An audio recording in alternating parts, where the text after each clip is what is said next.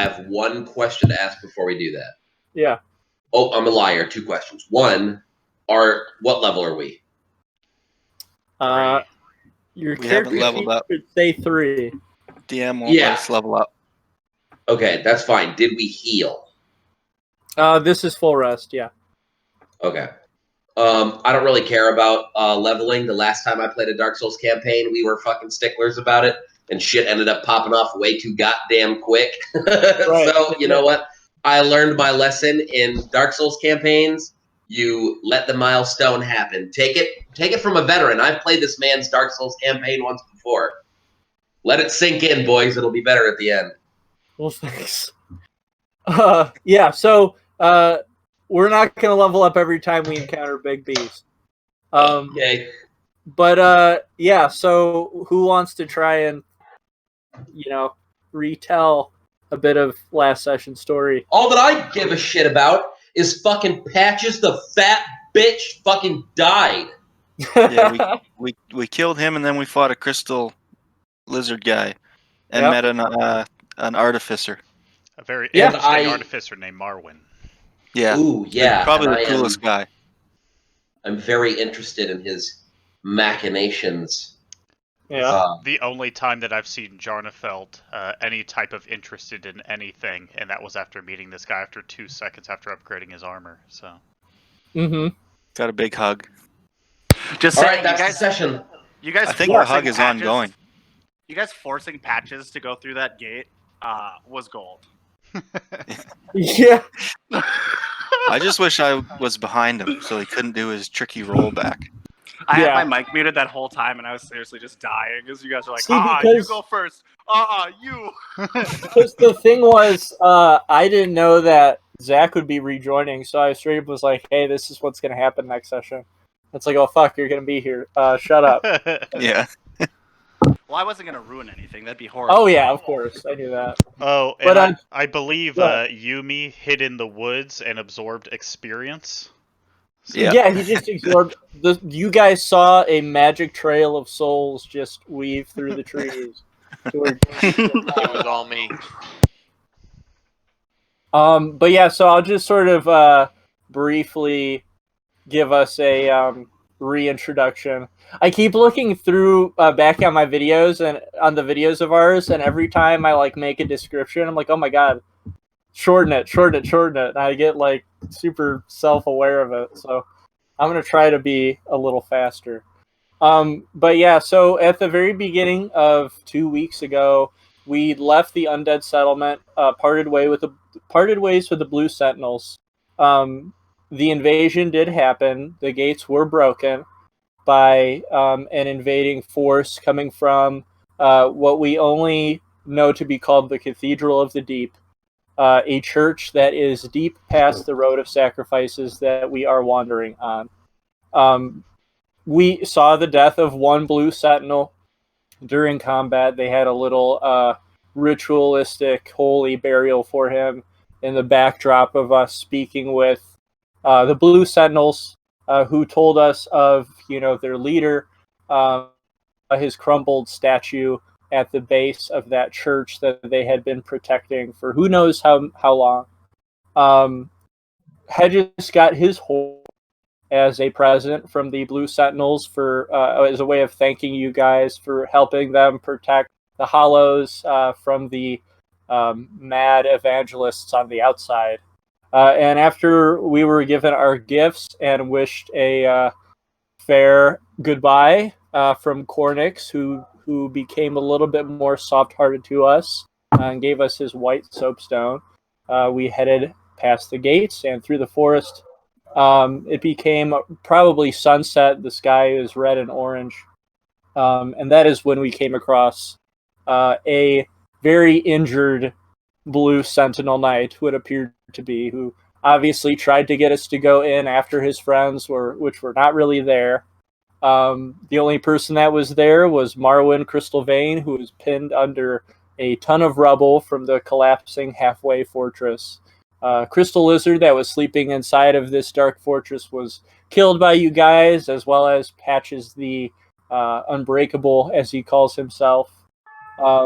and his body hollowed, went frail, went gray. His eye sockets went black, and he faded away. And now we have a new member of our team, of our squad, of our party, who is Marwan Crystalvein. And now the sun has set. It is pitch black outside. We can see thousands of stars.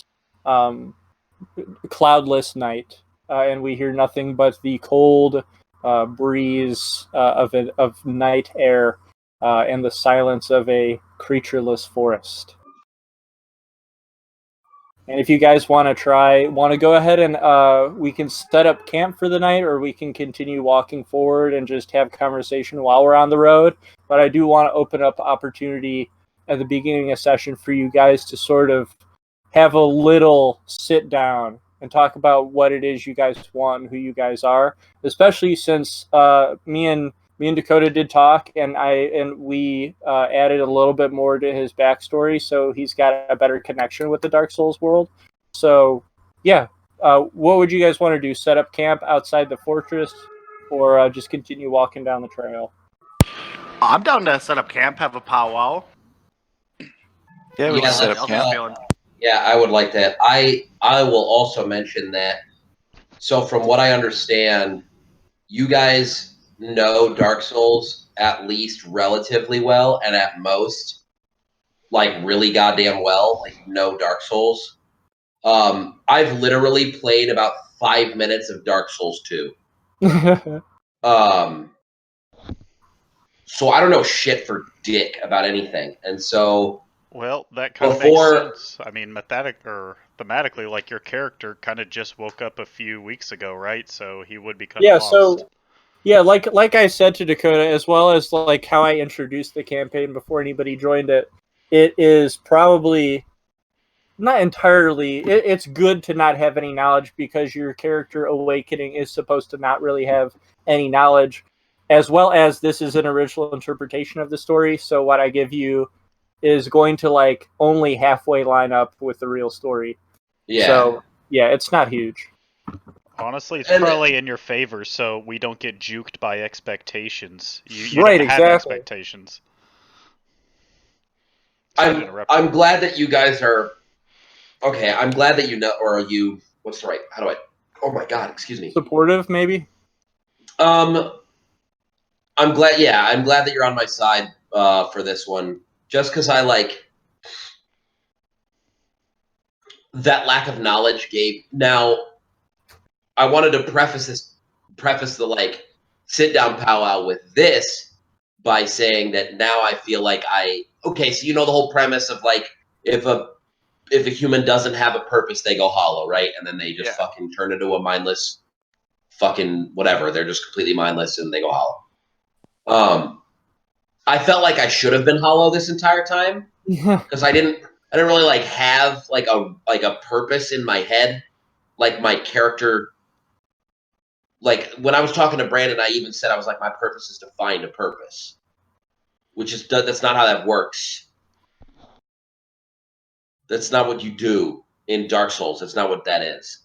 So, I feel like I have a better connection to everything, or at least a better connection with my character's backstory, which gives me a purpose in the world, and then things will unfold as we continue to move forward. But yeah, I don't know. It just feels like I don't know if it was me or the start or what, but I felt like really disconnected, and I wanted to have the powwow because now I don't, and I'm now at the point that I just want to learn as much as I can because I feel like I'm in it. It's a little hard to explain, but my I feels get a lot it. more solidified. Great. It's all good, man. But you should definitely play Dark Souls. It's a really good game. Yeah, and like lore-wise though, it's a lot of gray area anyway. Like, there's a lot of It's a lot of ifs and maybes. Yep. Yeah. Yeah. It doesn't come out and really say a lot of like, oh, this is what happened and this is how it is. It's a lot of like, oh, read this item for a clue. I know it's fucking like Warhammer, but there isn't like 10,000 articles on something. What you really do is you watch a YouTube video. You don't read. Yeah, that's what I was about to say. Vada Vida. Vada Vida, Ashen Hollow. Body's a hack, though. Yeah, but he has that soothing voice. Oh, he really does. I know. falls Like I could into it. I could listen to that dude for hours. And a lot of us do. So, let's go ahead and set up camp. What kind of backpacking materials do you guys have offhand on your character to set up camp? If anything, we can just lay on a tree and chill. Hedges has a dungeoneering pack, so he should have some basics. Oh I yeah, got an explorer pack. I have an yeah. explorer Everybody pack as starts well. with either an explorer's pack, a traveler's pack, or an engineering pack. I think. Would you I guys started- set up camp on the road, or try to be off of view, sort of in the dark of the trees? We'll So, go to wherever Yumi was chilling. That's where we'll set You know up camp. what? I kind of would prefer on the road because I think it might make things. If something does happen, it'll be interesting, and if it doesn't happen, then fuck it. It wouldn't have happened anyway.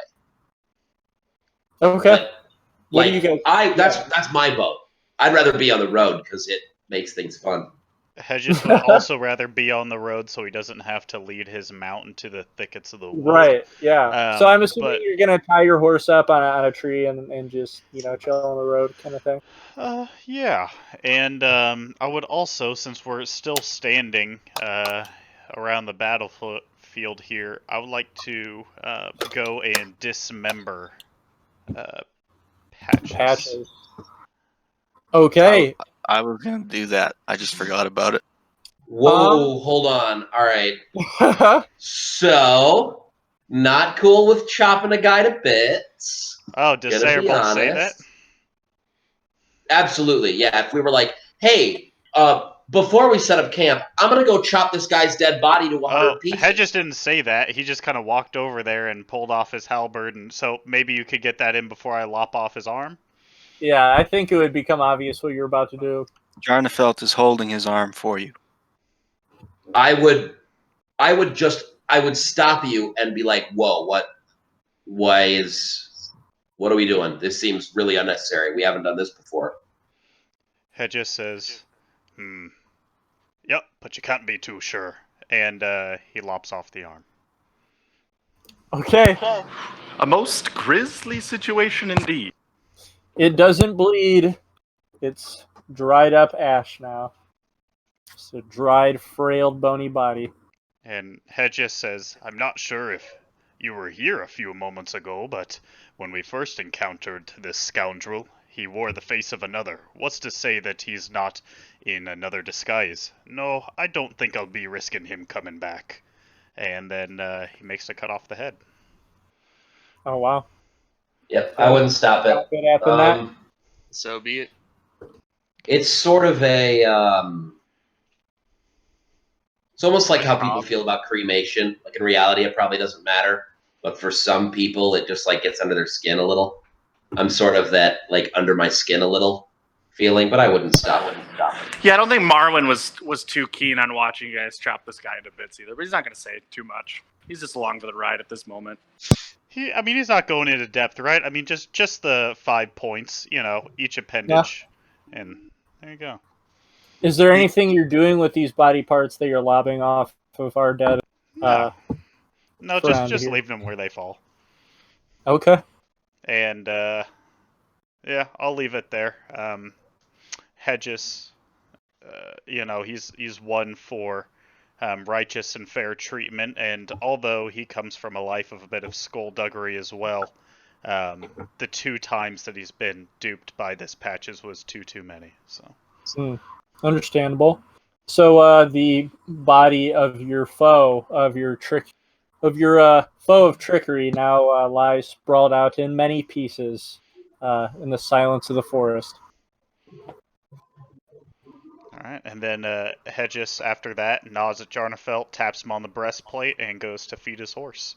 And brush him down and tell him how good and brave he was. Jarnefelt wants to talk to Marwan about... Because I have this Parrying Shield that I never use.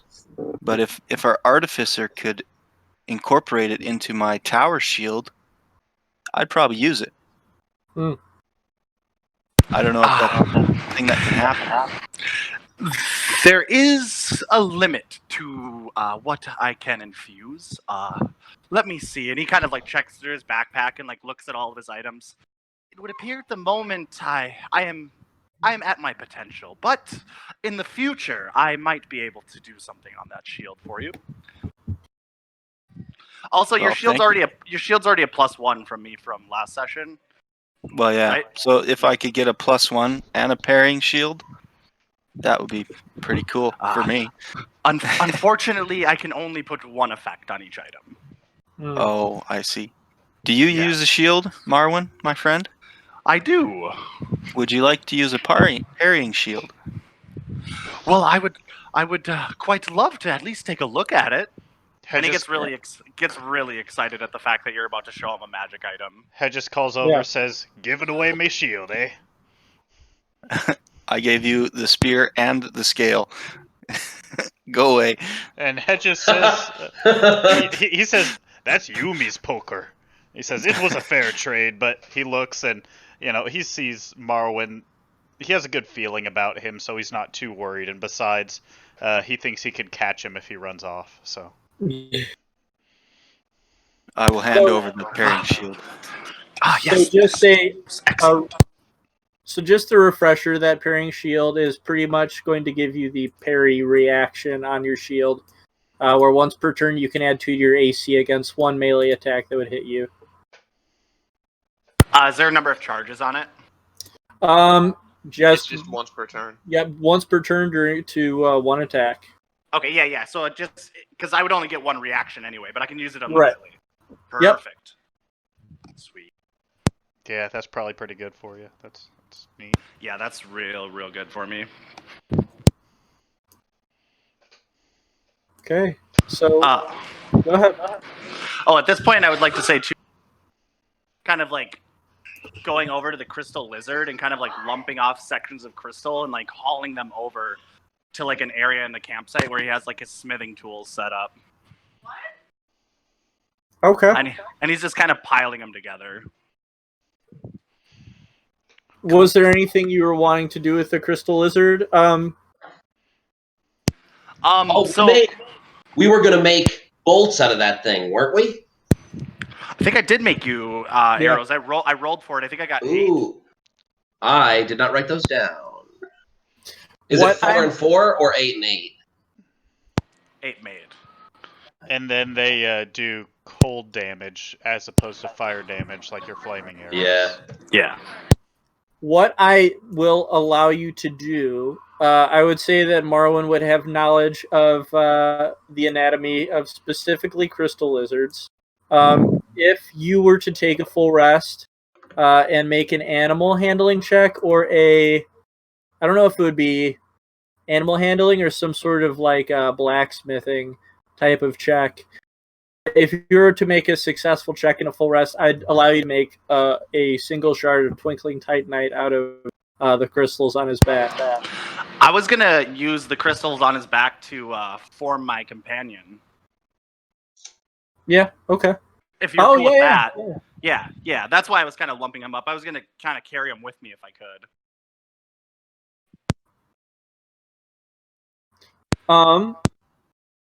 So, in order to create your companion, is there anything that you have to specifically do?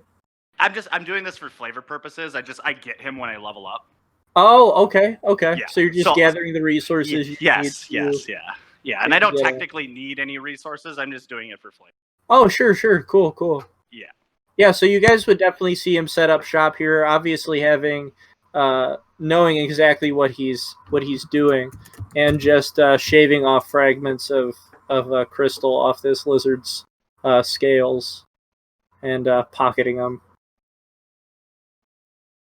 But you would assume probably that anyone would find them valuable, and there probably wouldn't be anything out of the ordinary of wanting to keep the crystals of a giant beast. So at this point, you guys are have set up camp in the darkness of this forest. You're on the dirt and pebble road that is winding through this dense dark forest, and you guys finally have some rest from the excitement and danger of the world that you've been traversing through. You have a moment of peace and reprieve. So if you would like to all sort of talk about what it is you guys are looking for to sort of get some party cohesion going, RP wise, we can go ahead and do that now. Who wants I to go think first?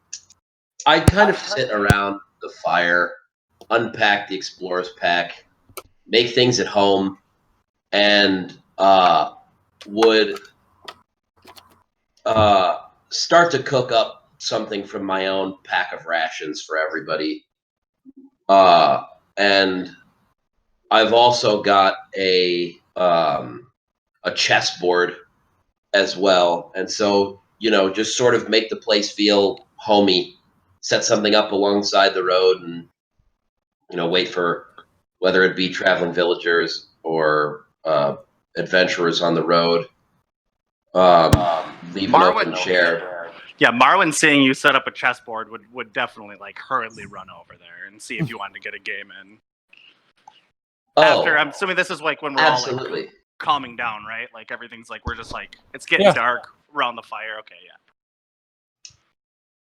Oh yeah. So Marwan pulls up a chair by your chessboard and he kind of just looks at you and he says, "We haven't gotten to speak much since my introduction into your fine group here. What is it that brings you out to this part of the world?" I, in the midst of our battle, cared not for introductions, but a proper one is in order. My name is Sairball. I am a lost archer from the great regiment under the command of Lord Gwyn, a fallen king. My deep sigh and that sort of 1,000-yard stare that comes from a hardened soldier. Another deep breath and a shake of the head says, "My commander abandoned his post, as did I. We're not traitors. Not yet, anyway. But I look for him, and I am curious what made him leave. He was a great archer, a giant, blind, and so I heard, but I know nothing of his whereabouts. And I would like to have a conversation with him to give myself some peace and reprisal from the traumatizing events that fell upon my kingdom and my people that I spent years and gallons of my own blood protecting."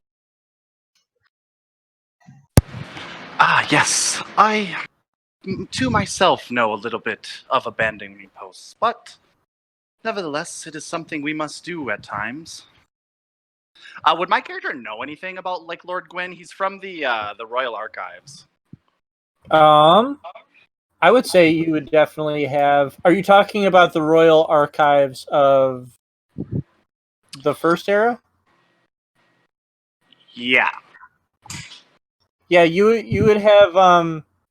The Royal Archives was in Anne Orlando, was it? Yeah, it is in Anne Orlando. Okay. So you that he served under Lord Gwyn, you now have knowledge that you two were from the same kingdom, unknowingly. All right. So Marwan would kind of keep that to himself initially. Give you guys a little bit of a map to look at. Let me see that.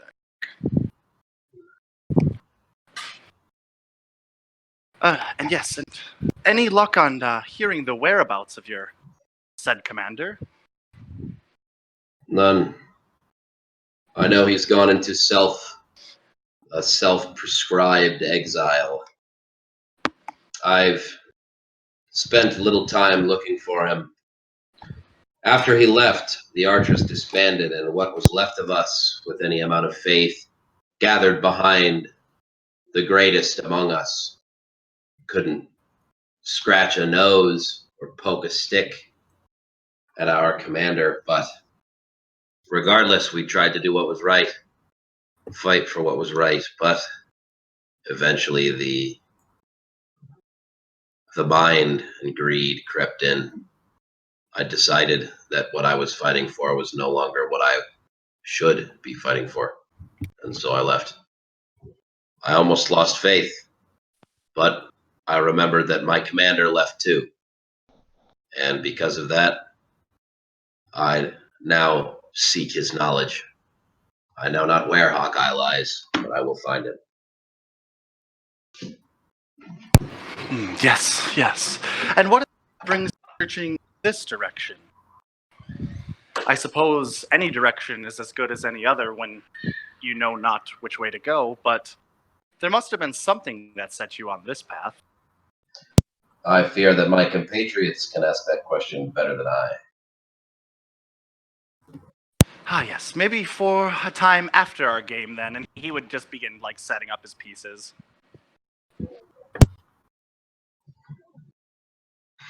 I would follow suit. And I don't know if I can do this, actually. I don't know if the game allows this. Fuck yeah. Do you want to actually, like, play a game? Quote unquote, because you can roll for it. Yeah, totally. I'm totally down. I assume the DM is just going to let me roll for it. Yeah, just play some chess. It's a flat intelligence roll. Okay. And then Hedges, Yumi, and Jarnafelt, would you all have questions? You fucking piece of shit. Or He flips the table and walks off. He's out. He's out of the group. I'm done. See you guys fucking later. Would you guys, Hedges, Yumi, and Jarnafelt, have anything you'd want to say to each other, or ask, or anything? Yeah, Hedges is, normally about action first, and it seems that these past few days have been able to keep him driving forward without having to ask too many questions. He's believed that hopefully with enough getting done that he'd have some idea of where they are, and what their purpose is. Hedges is sat down and he has his pinky finger in between his massive gap teeth and kind of spits some of the meat stuck in between there into his beard and pulls that out. And A lot of detail for this. he looks up, with his small eyes glinting in the fire and says, "You ask what we're doing out here, but I don't think any of this lot knows. Hell, we've been awake for as long as this fire's been awake, and in truth, I've heard nothing but veiled mysteries and do this and do that, and, well, I don't mind the doing, but why? I came from a place where my work was noble, where I had reason for doing. I was one of the members of a holy order, at least so I think." He just kind of smiles, and he says, "But now, I wander aimless, at least with good companions, but there isn't one among us who really knows what's happening here, do we? What the hell is the purpose of this second life?" And he just kind of looks, like, imploringly at the group. I like that a lot. Well, you see, I feel as though I was brought back to accomplish my greatest work yet. And that is? I don't know exactly. I've been thinking of something. You see all the... And he begins, like, unloading crystals from his bag.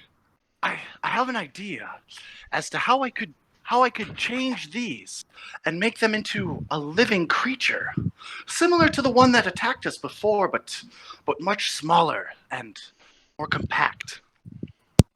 And Hedges just kind of looks at him and he says, "You think this is what this world needs? More crystalline creatures to be attacking things?"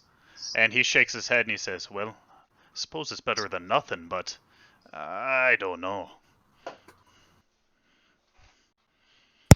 Well, I suppose. Another thing that I would really like to do is check on my brother, Itis. Hey, Where's he? He stayed in the archives when I left. I'm not sure when we are exactly, but it would be nice to go see and maybe see if he left anything behind. and I've got a Hedges. personal question. I'm sorry. If you want to go, you go. Oh, Hedges just smiles broadly and he says, "Aye, Aaron's a family. That I can get behind." And I've got a personal question for you. One that may not be easy to answer. Ask away. Why'd you leave?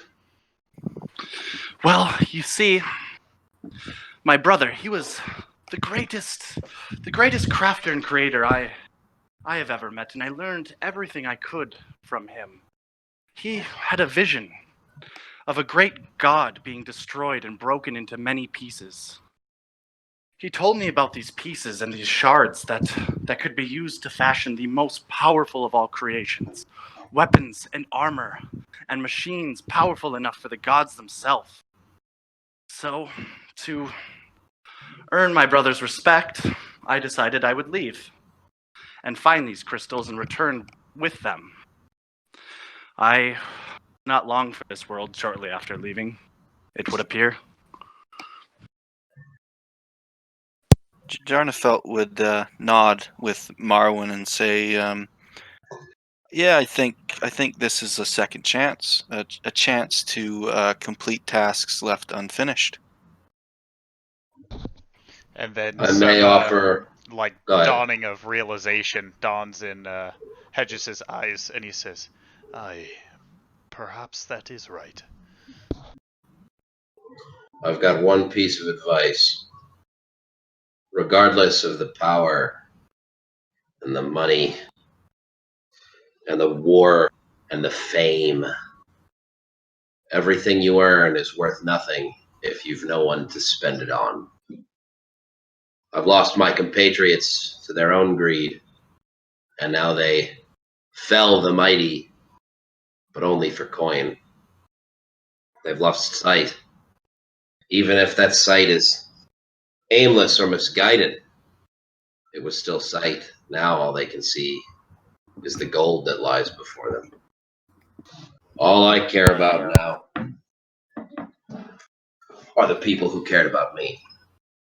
And you've done well enough by keeping a sword entering my back or an arrow piercing my neck. So, for now, I'll call you friends. But just remember, don't let your missions draw away from the reason we do them. You'll end up lost and hollow in the end. You'll have nothing left to live for once you've completed the final mission. That last stroke of a pen on a page, the final chapter, the last cover closed.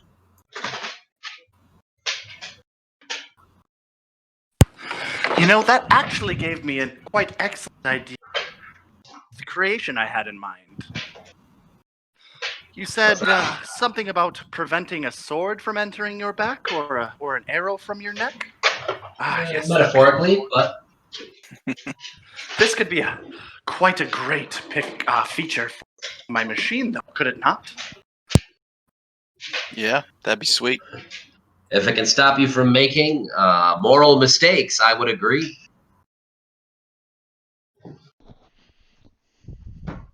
Well, I don't know about that one. So, would Yumi stay with his sort of cards close to his vest as the roguish Yeah, character that he I is? sort of have to keep these things to myself. Yeah. Also, an interesting thing was brought up that you guys sort of put a spark in Hedges' eye, as well as a new purpose to you guys as a whole. Was this was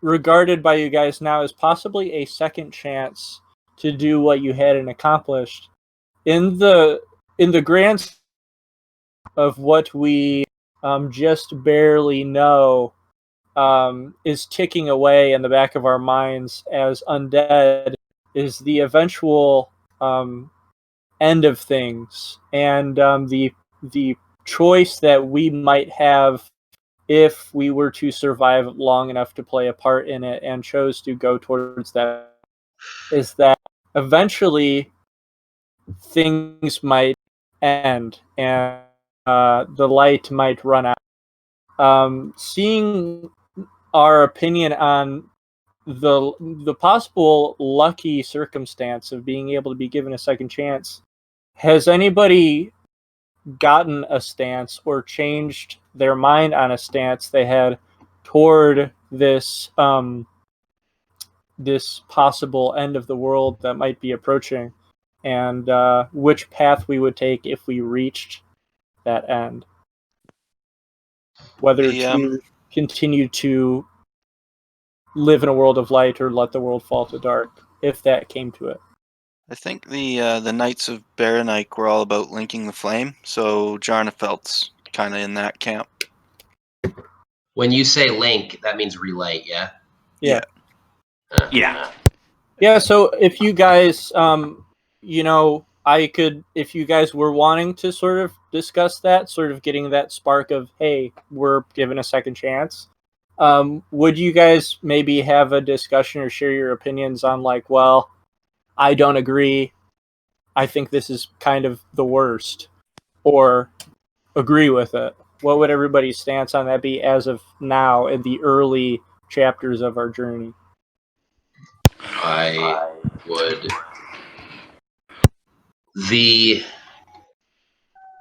At the height of, well, when I was in my prime in the Royal Archers, I had purpose. I had a great king. I had everything a man could ask for, and yet, in the same age, it let the man go insane. And Lord Gwyn has lost sight of what he once was. I know that it was the light in which kept him great, but I'm no longer convinced that it's what keeps him great. So I'm really on the fence. I've yet to be convinced. Aren't any of you curious at all as to what a new age could bring? I mean, think of the possibilities. Hedges says, well, to be true, from the days when I was able to enjoy the breath that came through me lungs, it was a dark and dismal place then, and doesn't seem to have changed much now. But I was given a chance that no one from my place of birth had any right to have, to become a warrior of sunlight. And just as soon as I earned that mantle, I was cast into shadow. I think that this chance, this opportunity, as one of you said, might be to do everything we can to give that chance to those here. Perhaps they might not even deserve it, but to give that chance to rise to glory, to see the sunlight again, well, I think that's worth doing. Hear, hear. Is everyone in agreement on that? And where exactly are you from, Sir Knight? And Which one? Hedges Hedges. laughs. Hedges just looks at him and says, nowhere that matters now.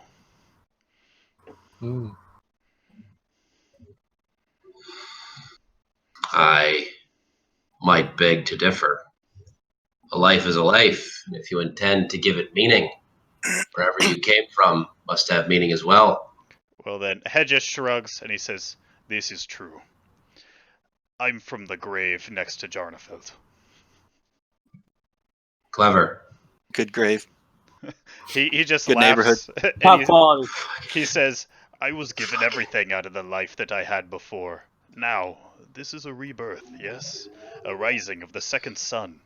I should not dwell on things past, although there were many great experiences that I had. It is future, forward, that I must look. That's why I give the chance at another age, at least the possibility of a listen. If we care not for the past, why rekindle it? What lies before us might be worth seeing. Hedges puts his pinky finger in between his gap teeth and just nods absentmindedly but agreeingly. So, as I've said, all undead, upon the ringing of that accursed bell that brought you to life, have the innate internal compass towards the fire, the first flame. And that rings in the back of your mind in whatever you do, whether you want it to or not. It could be a blessing or a curse, depending on how you look at it. But I think we all sort of have an opinion on if we were to make it there, that mythical ancient place. We, so far, have a feeling of how we would handle it and what our want and desire would be for the future. I think everyone is in agreement on which path we would take, unless anyone would have second thoughts about that before we head out and oppose it. It's a long journey till we reach the end, but Yeah. for now we can travel together, I think. I also, I've yet to be convinced. I want to learn more about this place.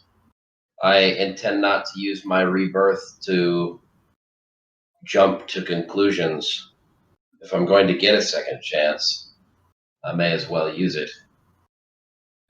And if, whether it be a curse or the tempo to a siren song or one from a singer of legend, regardless, I need to know whose voice I'm headed towards before I either sing along or end it.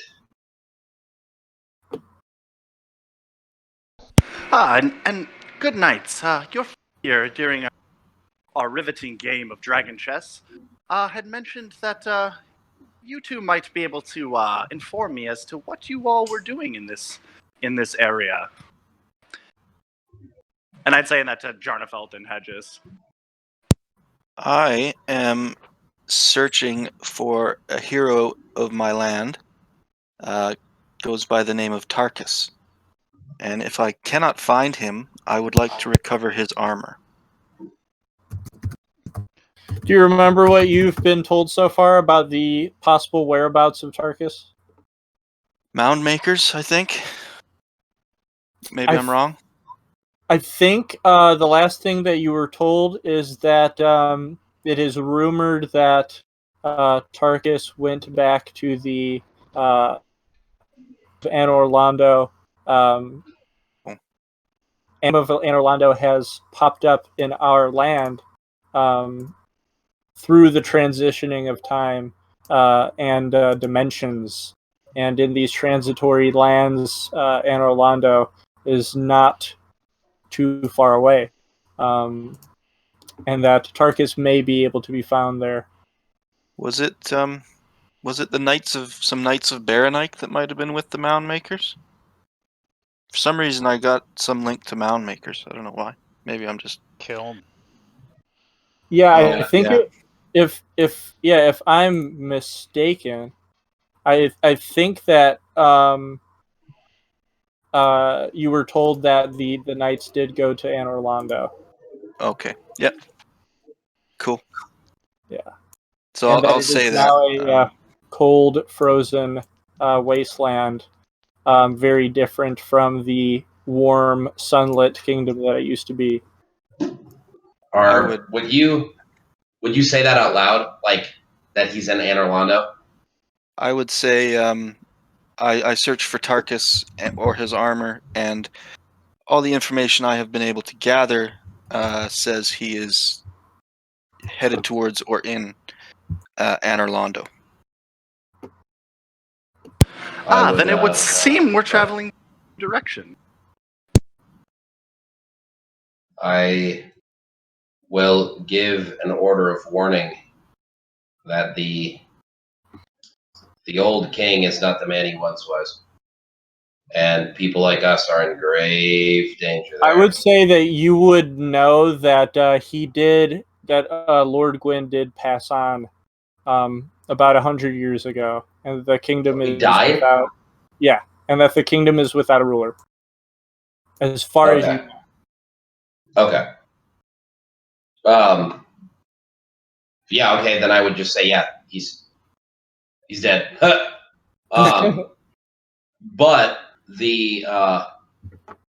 still the kingdom is, as far as I'm aware, a husk of its once opulent grandeur. And if the same habits of the old pygmies there remain, then we best be very careful treading in the land of Anor Londo. Nevertheless, that is where my path leads. It is a land of wonder, is it not? Such amazing machinations, elevators, and the such. It is just wondrous. Hedges looks over him and he says, "How do you feel about church bells?" Automated church bells? And then Hedges smiles and says, "Possibly. While Jarnafelt does seek to go a bit further to this land of his leader, we have a more immediate quest at hand.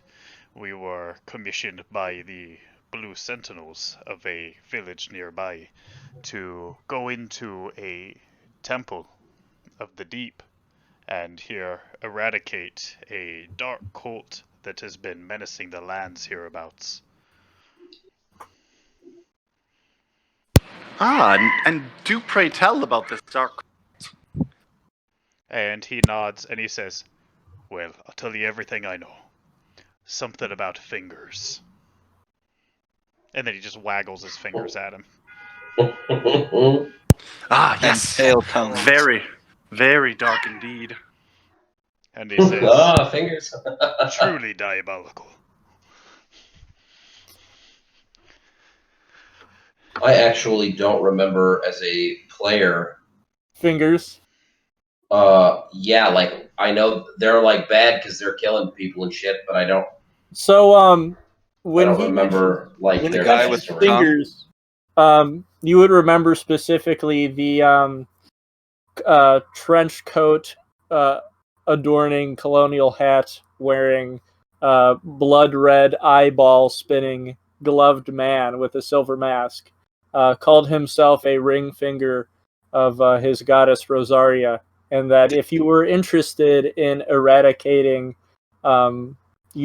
beings that were unfit to have their vessels and their tongues attached to their mouths, to go ahead and give his goddess a visit in the Cathedral of the Deep. Didn't he give us a pale tongue too? He did. I think Yeah, you're the I one have who it. has it. Yumi has, yeah. Yumi has it. Okay. So it seems like right now, the majority of characters' journey is going to lead them to the mysterious remnants of the City of Gods, Anor Londo. And what exactly is going on in Anor Londo right now, we don't know. We know that its king is dead, and it has been left without a ruler, as far as we know, for at least 100 years, from Sarabald's information of it, as well as what Jarnafelt was told about the knights that he is looking for. So we can go ahead and make that our destination after our destinations, to try and find Anor Londo and see what's going on there. And then, as far as our side quests are concerned, we still have the Pit of Hollows, which is where we were told the Mound Makers have stolen the transposing kiln. And we have the Cathedral of the Deep, where we're told this cult of invading undead are trying to carve up and cart away as many hollows as possible, which is why they're invading the Undead Settlement. Go ahead. Didn't Patches say something about the Pit of Hollows last time? If he did, I don't remember. Oh. He might have. I'll have to look back at one of the videos to see if he did. I feel like all he said was it was a threat. It's like, I hope they chop you up or something. Oh, yeah. Relevant information. That's something he'd do. And then in addition to that, yes, we have also the other Undead Settlement, where Blue Sentinels are currently hiding with Hollows who are under the wrath of a stray demon who has wandered into the forest from the swamp. So those are 3 things we can go after. Obviously, we don't have to do all of them, but it's sort of a destination in between a destination. And right now, we were just told to head toward a bell tower, a church tower that was on the border of the Road of Sacrifices, as well as on the other side of the church is the location of that other undead settlement. So right now, to sort of get our bearings on where to head, I think we are heading towards that church tower to get maybe more information about how to find that undead settlement if it is at all occupied. Yeah, I'm ready to muck up some priestesses and then go kill a demon. Okay, cool. Were we gonna do the demon now, or were we gonna do it later? I thought we were gonna do that later. And Hedges looks over and says, definitely later. And he says, and speaking of things that are crawling around in the woods, he looks over at Yumi and he says, where'd you go? Oh, I didn't even notice her there. And then he raises his eyebrows. He says, her? That's a split decision among us. And then looks back over.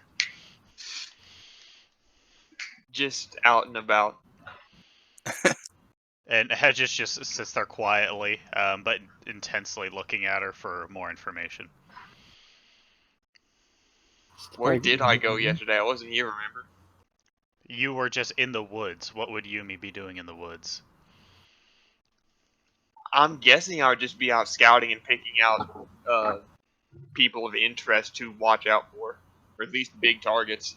Yeah. Getting high as fuck. And then Hedges says, well, if you're going to keep your eye out for the demon, at least say so next time. And you haven't piped up as to what keeps you attached to us, other than us keeping your skin attached to your hide. Whoa! Well, a group is better than traveling alone, is it not?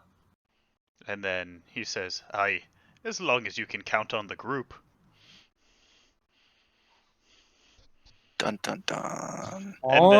But then he takes off Patches' staff and kind of tosses it over by Yumi, and he says, spear? "Yeah, I'm sorry, the spear." Yeah, Oh. and tosses it over and says, "You missed out on earning this yourself, but this might be something that you could find use for in the battles ahead, which I'm sure you'll be there for, aye?" Indeed. Much appreciated. A remarkable piece indeed. You wouldn't believe the magical properties that this thing bestows. And Marwan would just start rattling on about the staff or the spear. And Hedges says, and you don't earn a Dan one of them. And then he rolls over to go to sleep. As Marwan continues yapping about the wonderful engineering of this spear. So yeah, we can go ahead, and now that we have sort of a party cohesion of what our goal is, who we are, and where we are heading now, we'll go ahead and go to sleep for the night in this quiet, lifeless forest, and come morning, headed towards that church tower to find more information about the Undead Settlement. that the demons prowling around. Were you guys at all interested in getting that transposing kiln from the Pit of Hollows that is also somewhere in this forest? Yeah. I'm into it. I Very mean, much so. my character doesn't know what it is, but I'm about it. Would you guys sort of give information to that you that their true nature is not yet given to you unless you have this transposing kiln? Yeah, for You, someone who seems to know so much about magic and be interested in it, I do give him the quick rundown on how that it can unveil deeper properties and unlock magical potential and items, knowing that he would be deeply interested in it and potentially try and secure his position with the group a bit more. All right. Oh, imagine what else it might be capable of. You gotta find it first. Yep. Yes. One step at a time. One step at a time. Yo, so Hedges, those hand axes, is that like a magical property of them that they do 2d6? Yeah, whenever you throw them, they're 2d6. Melee, they are still 1d6. And then 2500 range. What? 25/100, not 2500. Oh, Holy shit. Throw those things around the world. you should let me replicate that magic item. I know, dude. That's what I said. You need to get in that. How many can you make? Just the one? I can replicate. Okay, so yeah, I can only make one of each thing. Yeah, replicate it. You want to do that tonight? Yeah, we might as well. What is your axe? It's that axe now, baby. Let's go. What was it before? A +1 throwing, Oh. +1 returning. Oh, I don't know. Do you think the +1 is better than 2d6? Because I do No. have sharpshooter. no. Okay. I mean, mathematically, it's 3.5 versus 1. I get the +1, but you're not really going to use sharpshooter much. And if you are planning on using sharpshooter, you could toss one, then the other, and then use sharpshooter on the +1 as your offhand throw. Yeah, but I want a shield too. Well, I mean, I guess you could. So throw your shield. Yeah, or you can just, Planet. yeah, throw the +1 when you're sharpshooting, throw the other one when you're not. Yeah, that's a good idea. Well, I can't do that. I can only have one. So like if I make this axe into your axe, it's no longer a +1. I basically taking the enchantment on your axe and replicating it onto my axe. Well, for the little extra range plus the D6, I think it's worth it. I mean, yeah, it's like a crit. I don't know why I'm even like questioning it. It's literally a crit every roll. Yeah, and if I hit. And if you crit, I mean that's 4d6 that you're throwing. Yeah. That ain't bad. Yeah.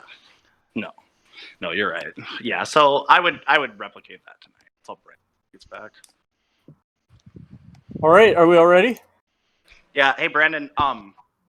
Over this long rest, Marwan is going to replicate the enchantment off of Hedges' hand axe onto his own hand axe.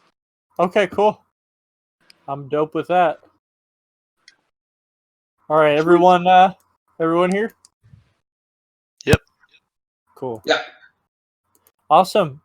So the night has passed. We've gotten a good rest.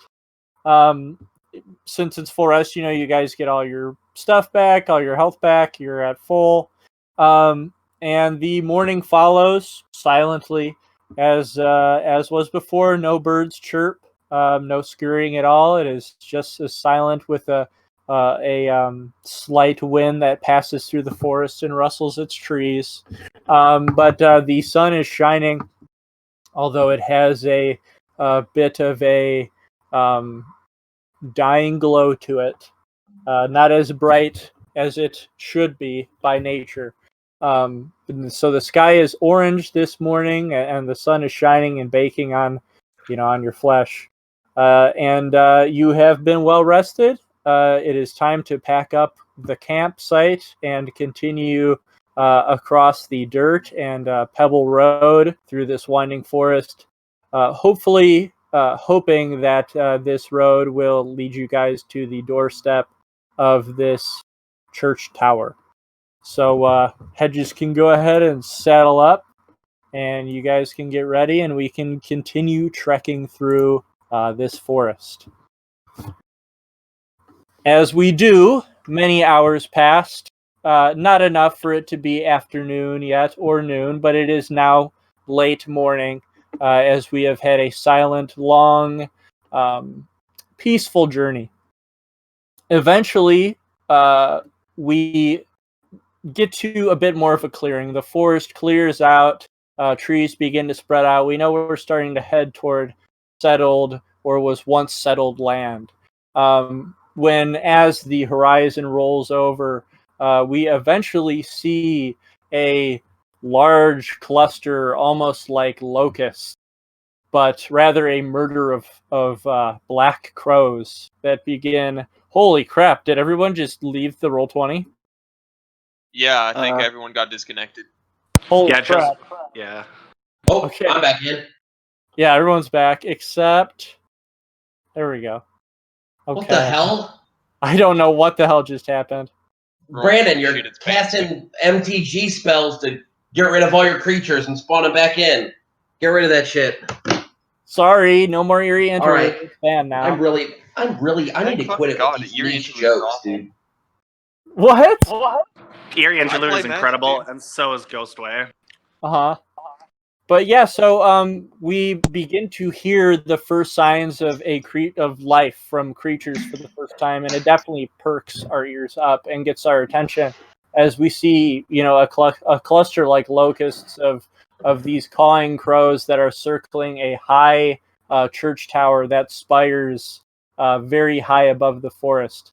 And we see this very, very close by. It almost goes into the clouds. Can we all make a perception roll if we see anything out of the ordinary about this church tower? Well, let's find out. 21. Nat 20, baby. Who needs courage when you have +6? Fucking Dakota, you dipshit. Click the right one. Persuasion, performance. Okay, cool. So 2 21s, a 9, and a nat 20. So Yumi and Sarahbold both notice that at the top of this church tower, there is a very large figure that you see shrouded in the darkness and the shadow of the pointed rooftop atop him. But he is hunched over. It looks like that it is wielding a large bow as big as its body. But you are not able to see what this figure is. It is Jarnafelt specifically that can make out that this is a giant in steel armor, unrefined basic steel that just seems to be plastered all over its body and covered in chains. And it is wielding a longbow that looks to be crafted out of the trunk of a great tree. And this longbow, he is just standing, looking over the horizon at the very tip top of this church tower, just gazing with this huge chunk of tree trunk for a bow in his hand as the crows circle around him. I would tell the party what I see. So we should go there right now because that might be the guy. How would I actually respond to that? In a genuine deep shock. That, and it's like, I would confirm that you said he's a giant, and I assume you mean like not like a big person, but like a giant. Yes. And then, yeah, tree trunk bow, covered in armor. I would say the name, which I have forgotten. Hawkeye Go? Gao. Hawkeye Gao. So I'd say that matches the description of my old commander. It may be off the beaten path, but is there a way we might be able to investigate? He seems to be surveying the land with his bow, So it might be best to talk to him first, so he doesn't shoot us. He's a good shot.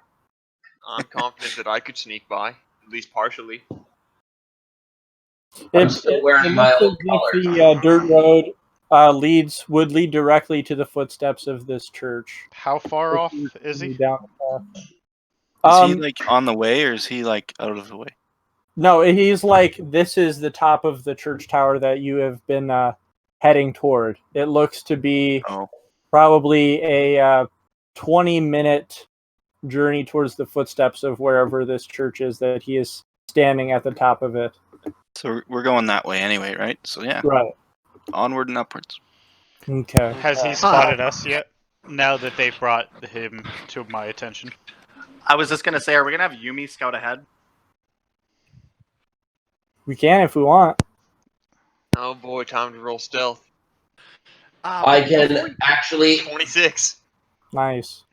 before you go as well, here, and I would begin ritually casting alarm, and I would Okay. place an alarm on something of Book. Yumi's choice.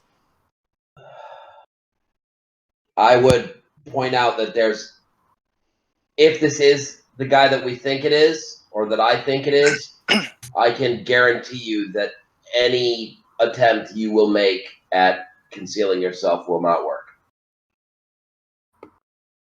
And Ah, then yes, but Hedges that can't looks hurt to over him try. and says, what do you know?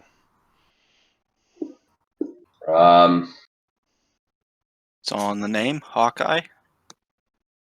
Yeah, that's one way of putting it. I think the important bit is that I've seen. If this is Hawkeye himself, I've seen with a single shot from that bow him take out a dragon. And then Hedges says, and we mean to sneak up on him. And he like pauses, he says, what do you remember of his temperament? Is he a bit gruff, or hopefully as nice as good a shot? He's better. Yeah, The only thing. right. Is he a nice The guy, only though? thing. Yeah. What I meant to say is that the only thing better than his aim is his heart. Oh, well then, Hedges says, well, hell then! And he taps the heels on his destrier and rides forward and throws a hand up. He says, oh, how are you then? With his hand up, like smiling and waving with like his visor lifted up. Are we all following behind Hedges? Jarnafelt steps behind Sayerbolt and follows behind him. I would say, however, I assume I would know this, but because we didn't talk about it, I, as a player, don't know. How long has he been in exile for? If this is him. You know that he left exile during the preemptive curse-ridden event, which was probably a century ago. So I would say that it's been over a century since I've seen him.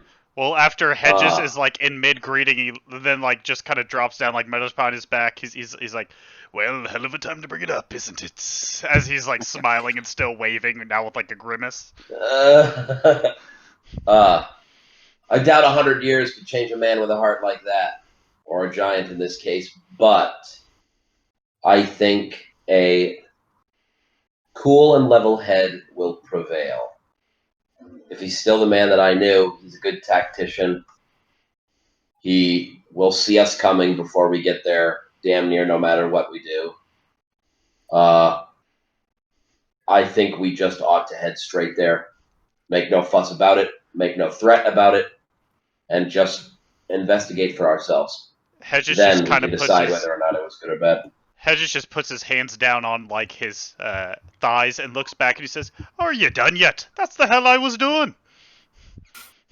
And then he just smiles at you and he says, "If I get killed, I'm probably gonna come back the way things are looking, and I'm gonna kill you.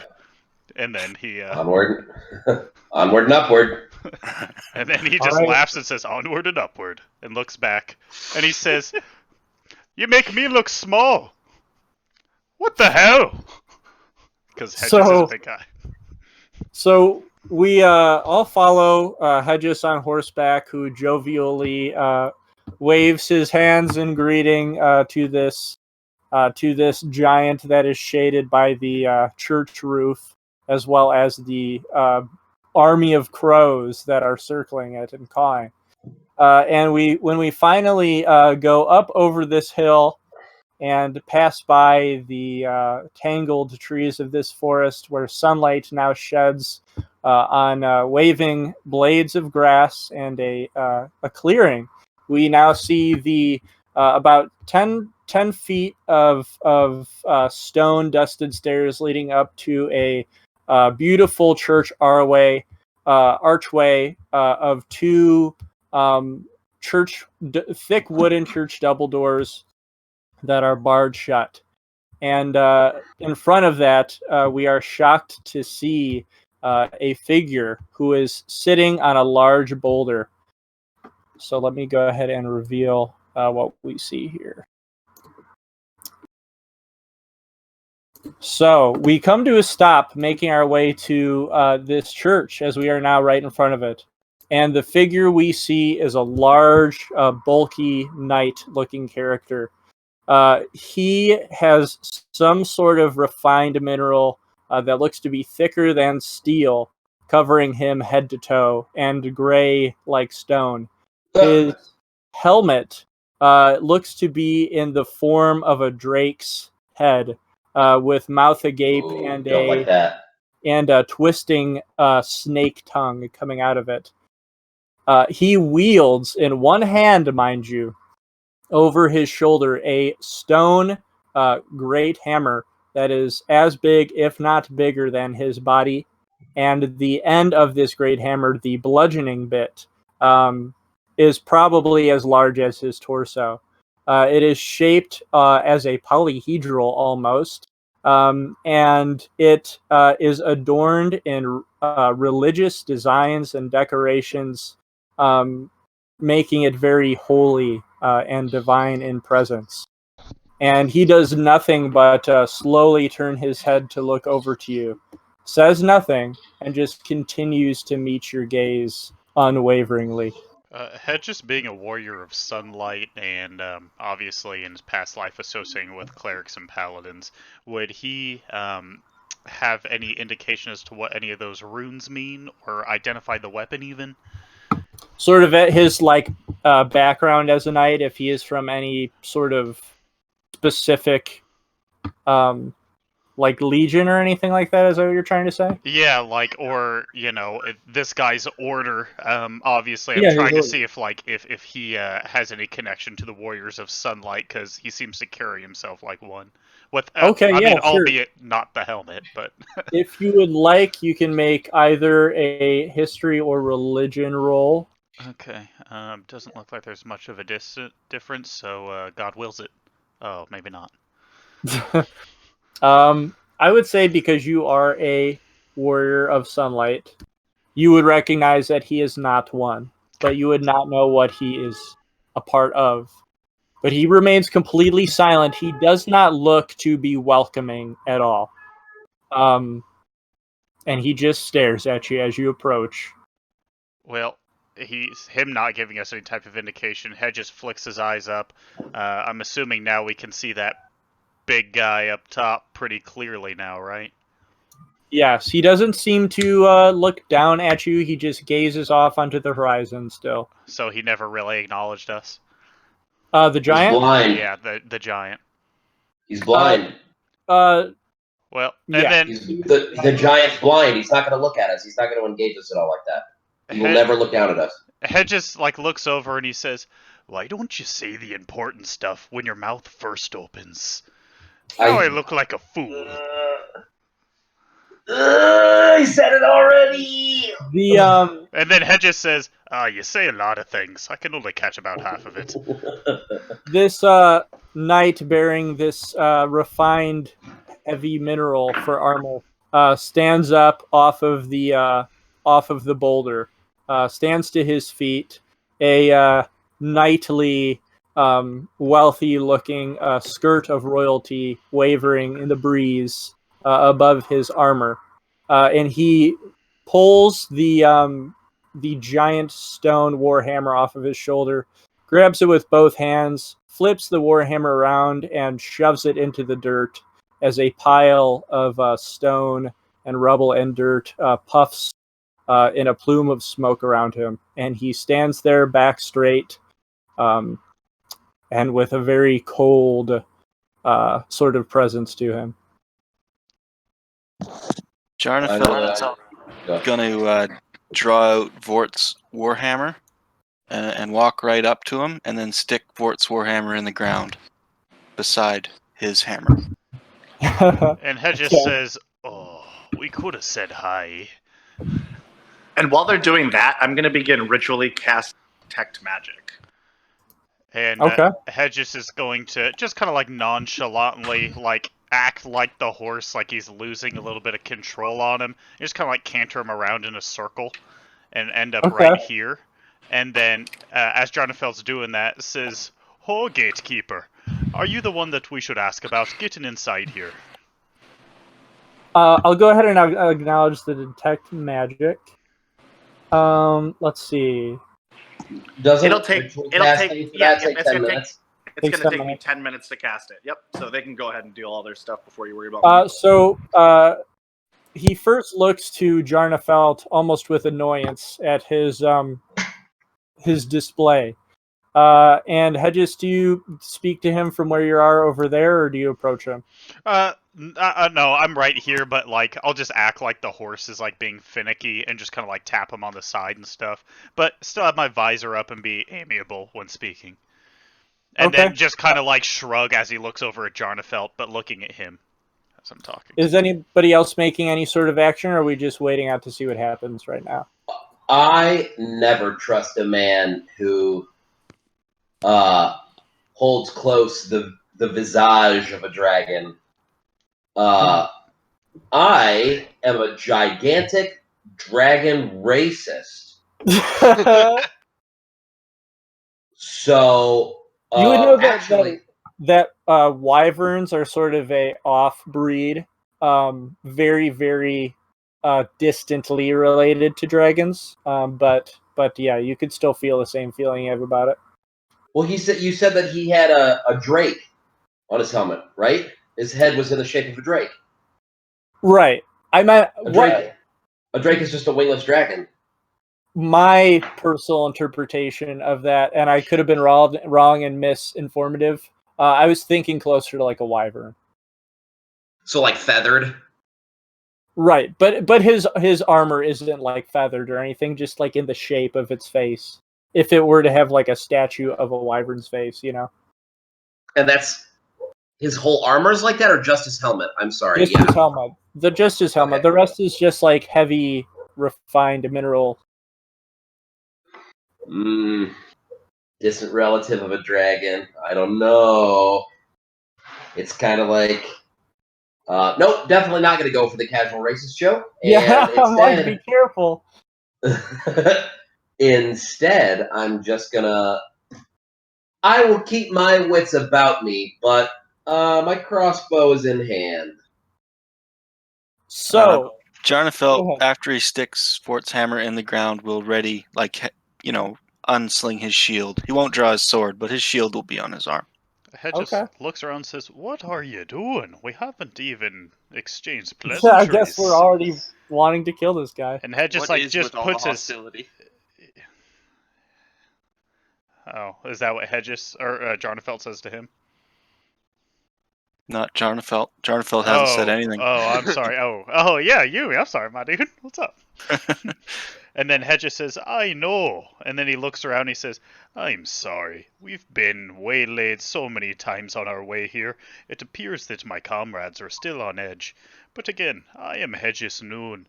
And who be you, gatekeeper?" He looks to you, and you can hear him groan beneath his helmet in annoyance.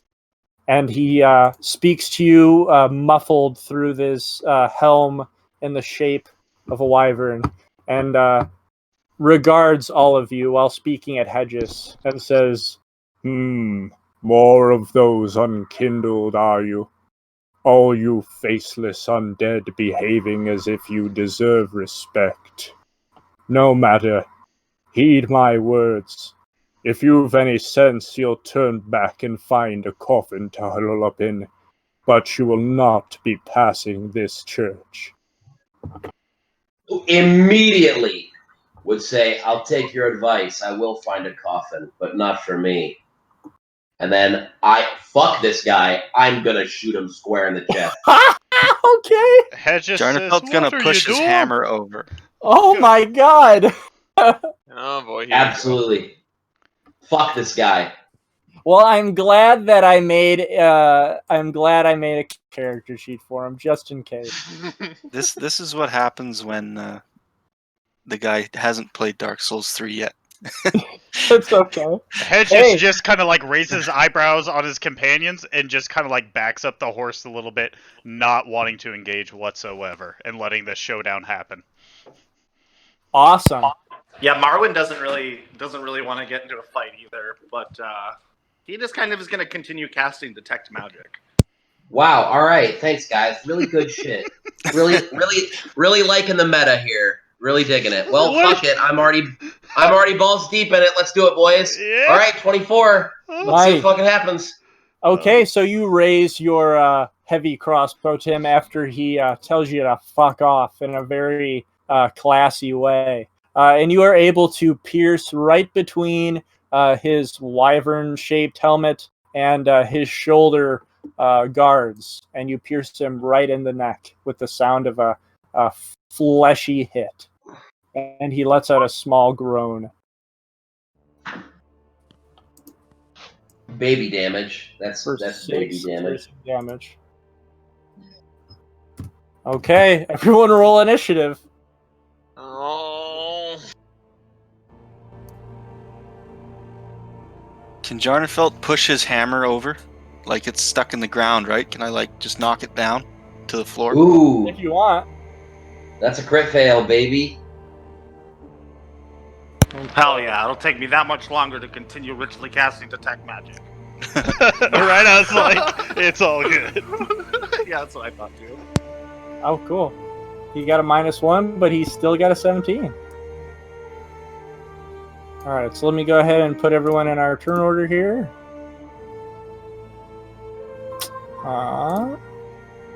So this man has a 17. Hedges will have a 12. Marwan will have a 1. Jarnafeld's got a 19, so that'll stay. Yumi's got a 10. And then Slayer Bold has a 19.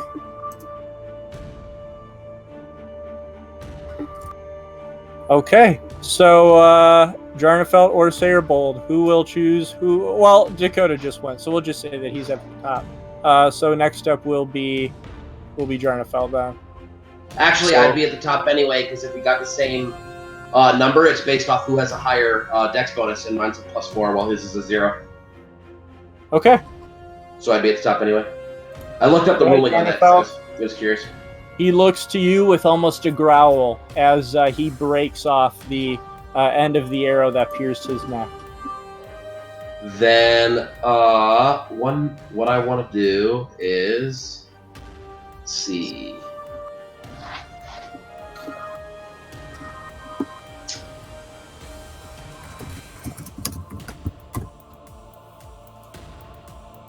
Oh fuck, hold on.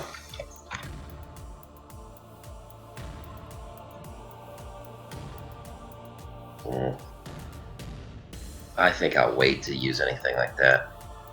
Okay, I am probably just gonna fucking blast him with a blinding bolt and see if it works. Okay. Go ahead. Oh, hell All no. right. The heavy crossbow just shatters on his armor. Not the heavy crossbow, the bolt. Yeah, I'm yeah. assuming you didn't throw the crossbow at him. No, I did. Okay. Go ahead. That's all I can do. Okay.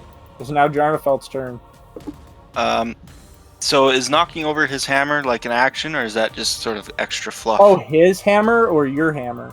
His hammer. I want to knock his hammer down because he stuck it in the ground, right? So it's standing Oh, up. he's holding it with both hands. Oh, Yeah, he's I won't holding do like that. sort of a guard, holding his position. okay. I won't But do yeah, that. that would be an action if you tried to do that. No, I won't do that. I'm gonna cast Shield of Faith on myself, Okay. and then maybe you're gonna have to tell me how I can do this. But can I disengage and back up after casting Shield of Faith, or is that too Well, many actions? disengage is a bonus action, and Shield of Faith is a action, correct? Disengage is an action. I don't It's know an what Shield of action. Faith is. Is Shield of Faith an action? Nope, bonus Shield of Faith is a action. bonus action. So you it can still works. disengage and Perfect. cast Shield of Faith. Yeah, so I'm gonna Shield of Faith myself, and then I'm gonna back up, so I'm standing in front of my new favorite armor guy, Marwan. Okay. Just a sec, I need to grab something because you guys surprised me, but that's okay. We surprised me as well. I love it. Okay. Let's see here. Okay. All right, cool. So, this powerful knight is going to grasp the stone warhammer, bring it up with one hand effortlessly onto his shoulder, and then say to you, "Curse you, you fucking fools! Lost it, have you? Then I'll take care of you as many times as it takes."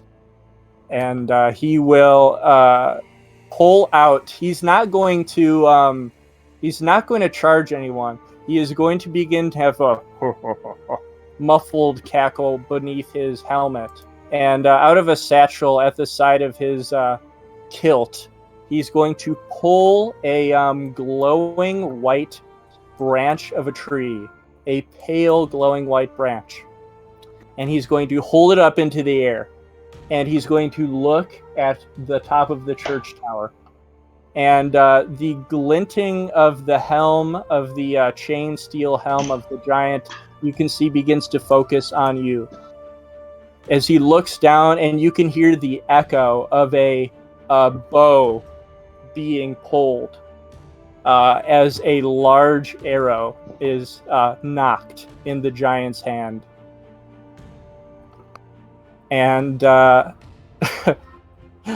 so this man is going to take his action to have this giant take his action. So let me go ahead and add him to the turn order. I'm about to get hit with a fucking tree.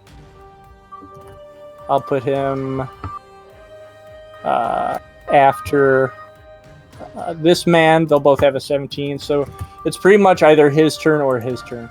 So you hear the knocking of a arrow as big as a fucking tree, and it gets shot. And with the loud echo of this trunk of a branch being shot towards your position, the crows disperse like an explosion, and you see this arrow rapidly approaching you. And let's see where it hits. Who is it rapidly approaching? We'll see when it hits. Oh god. Make me a red smear on the ground. Okay. It's just gonna land right here, and all of us are gonna be a red I just don't want to crit. That's all I want. So, Literally anything else. Marwan and Jarnafelt, you see the arrow rapidly approaching, and the both Yumi, Hedges, and Sayerbald don't have enough time to blink as a giant plume of smoke erupts where the arrow has landed. And let's go ahead and make... well, we're gonna roll to hit, first of all. But I mean, it's pretty much like an AoE kind of thing. So if it doesn't hit, it'll be half damage. Let's see.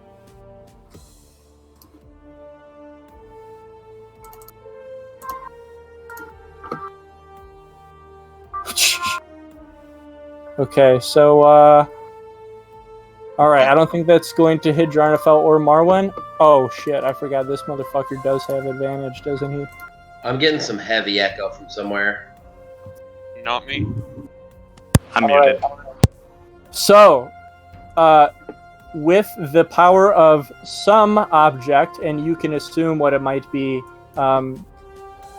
this giant being's ability to hit its foes has been enhanced. So with a 23, that is going to both target Marwan and Jarnafelt. Does that hit both of you? I'm assuming it does. Doesn't hit me. Okay. I got 24, baby. Wait, for fucking real? Oh, Jesus Christ. With Shield of Okay. Faith. Okay. Let's see what our damage is here. Is it All hitting right. me because I'm in the cloud? Yeah, I'm gonna say, well, Yumi, what is your AC then? Not 20. Yeah. So, the way I think this would work would not be a hit; it would be a dex save. That's kind of what I was thinking too. But I also didn't Yeah. want to do you guys dirty like I did with the Winged Knight. So yeah, I think everybody in that radius of a 5x5 square is just gonna make a dex save instead. Cool. So that's Yumi, Marwan, and Jarnafelt. I got a 10. Okay. Jarnafel can just automatically. Okay. I just say no to Dex stuff. What does Marwan get? 19. Awesome. So Yumi takes the full frontage of this explosion of this large arrow, and both Jarnafelt and Marwan are going to take half damage, being able to jump out of the way just in time. Well, I'm dead. You go careening off away from the plume of smoke and roll on the ground, covered in blood. And let In me which give direction? you a status effect here. Okay, you just roll 5 feet out of the way over here. And Marwan and Jarnafelt are going to take half damage from that. Yep. Okay. So I'm assuming that'd be just 13. It wouldn't get brought So I up. take It's always, no. always round down. You always round down. Okay. So that'd So be I- 13. I take no damage then. If you are subjected to an effect which allows you to make a dexterity save for half damage, you can use your reaction to take no damage. Jesus. That is fucking It's dumb. so good, dude. It's so good. Okay, let's see what we got here. All right, so the plume of smoke fades away, and we are now just left with a crater of where the arrow hit. And next up will be Hedges, as Yumi's limp body rolls towards your horse. Hedges, I'm All guessing right, that stops my time to casting as flee. well, right? Yeah. It sure does. Yeah. Hedges looks over at the Guardian and he says, "They weren't doing a thing. If we let you have it out with the aggressor, would you spare my companions?" Pleading with the Guardian. The hand. Do you want to try and roll for persuasion? Do I have to use an action for that? I can say you could just do it. Okay. Okay. He as soon as you start begging him, and what was it that you offered again? To have an honorable 1v1 duel with Sayerbold instead of attacking my companions who did nothing. He would look to you, begin to chuckle in amusement, and put the white branch back into his pocket and raise his arm up in sort of a signification as you hear the fall of this great bow crash to a stone floor at the top of the tower as the giant steps back into the darkness. no longer having the arrow at his ready. Alright, Hedges scoops up Yumi and lays him across his horse, and he just canters over here, kind of like behind. Jarnefeld's gonna lay on hands. Wherever Yumi ends up, I'm gonna lay on hands. And then Hedges just like is in a non-threatening posture and gives the Guardian a solemn nod, and he says, "We haven't all lost our minds. There is some civility and honor remaining in this land." And then he looks over at Sayerbolt and he says, "You should have let me finish talking. I wish you well." And then he says, "If I could inquire once more, don't kill him. Just learn him." So he would look to you as you cradle the crumpled of Yumi before laying on hands to it, and just mutter him to himself in his own cold curiosity, and he just says, "You deluded hollow bastards." And then he would look to Sayerbold, put his giant sledge up on one shoulder, and just passively relax, guard down, walk toward Sayerbold, and just stand right up to him. And he's a full foot taller than you. And he cocks his head in to his left, just sort of eyeing you and trying to get a knack for what you are, seeing how you react to him standing before you.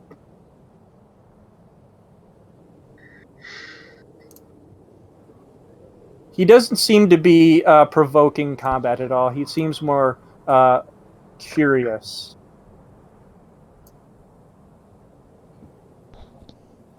The confidence of a slave master whose slave could kill him. I won't stand down. Okay. He then speaks to you, and he sort of I wouldn't say levels with you, but he gets out his piece, and he puts one hand on his hip and has a very deep breath, totally not concerned about the destruction that he and his giant just caused. He says to you, "You here in this land of hollows, you're like a frail maiden on the front lines. If you're fool enough to play the champion, and you wish me not take the breath from your lungs and your life from your flesh, then I may ask a favor only a foolish undead would oblige. And you may be able to pass by this church uncrumpled." Well, I wouldn't interrupt him. So would you sort of give a signification of, like, I'm listening kind of thing, or would there... Yeah. Okay. So he would put down his large sledge as the ground shakes from it being let loose into the dirt once more. And he just holds on to the handle of it as he speaks, sort of man to man here. And he looks up to this guy as if just sort of thinking on his past. And he says to you, "Well, the woman's a lost cause. Couldn't even become a firekeeper. After I brought her all this way and got her all ready, she's beyond repair. I locked her away in an old decrepit sewer not far from here, for I am sick of looking after her. If you and your bastard hollows were to save her and keep her in your care, my contract would be null. What do you say? Have a knack for poking around in other people's cells?" Hedges kind of pipes up and he says, "Keep her in our care. What do you mean by that, gatekeeper?" "I mean, keep her away from me. I have a contract coming from Kareem to make this woman a firekeeper, but she has proven to be too pathetic for such a task. If you were to take her out of my care, then I would be a free man once more, to venture through this land and slay great beasts as I was originally set out to do. I don't care what you do with her. Throw her in a hole, throw her off a cliff. Use her for your own personal service. I just want her not to be in my midst any longer. Hedges raises an eyebrow and he says, "That's an awfully funny way to break up with a maiden, but hey, perhaps you're more scared of her than you are us." And then he chuckles and he looks around and he says, "Huh, small wonder why." And then he says, "Tell us true. What do we have to worry about when going and putting this visit on her? All it seems is that we need to escort her away. What, well," and he shrugs and says, "what's gonna kill us, other than you and your friend?" Well, if you continue venturing toward where you do not belong, without granting me this request, as it seems I now hold all the cards, and always have for that matter, you will most assuredly be dead. Of course, we have multiple paths here.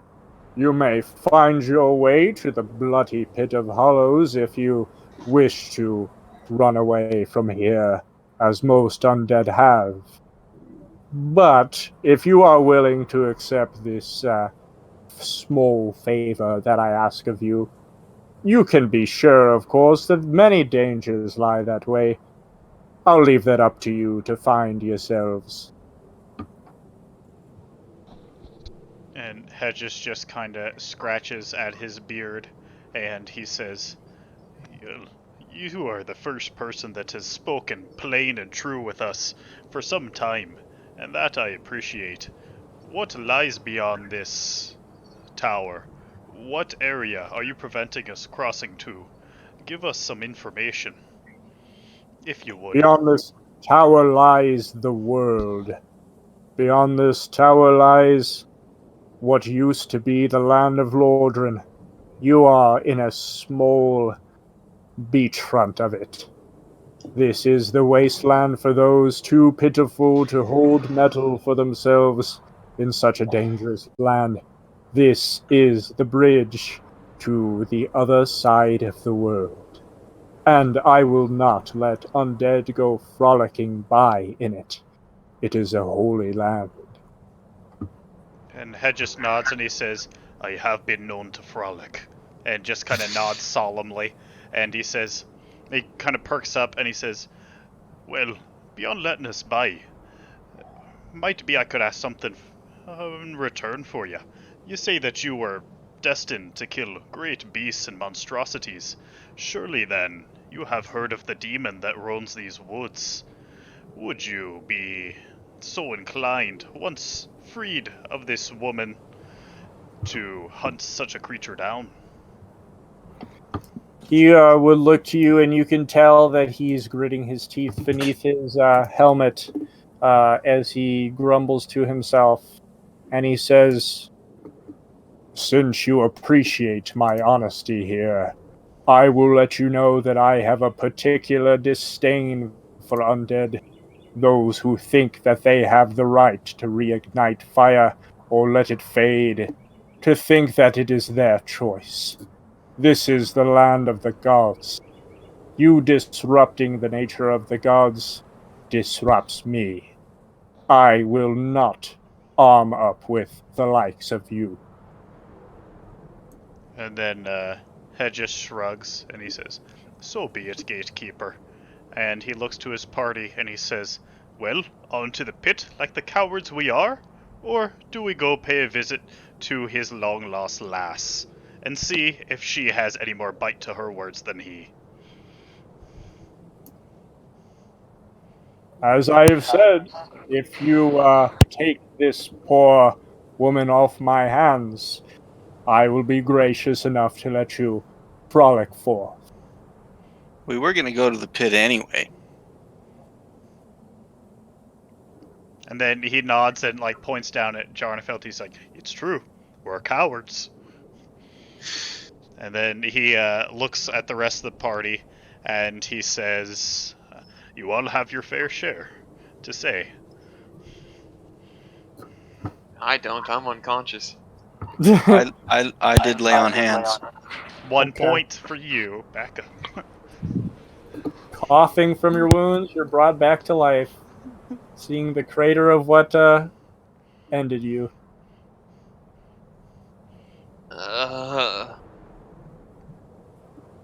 Hedges just Must kind of like go pats her head and says, "You shut up now, eh?"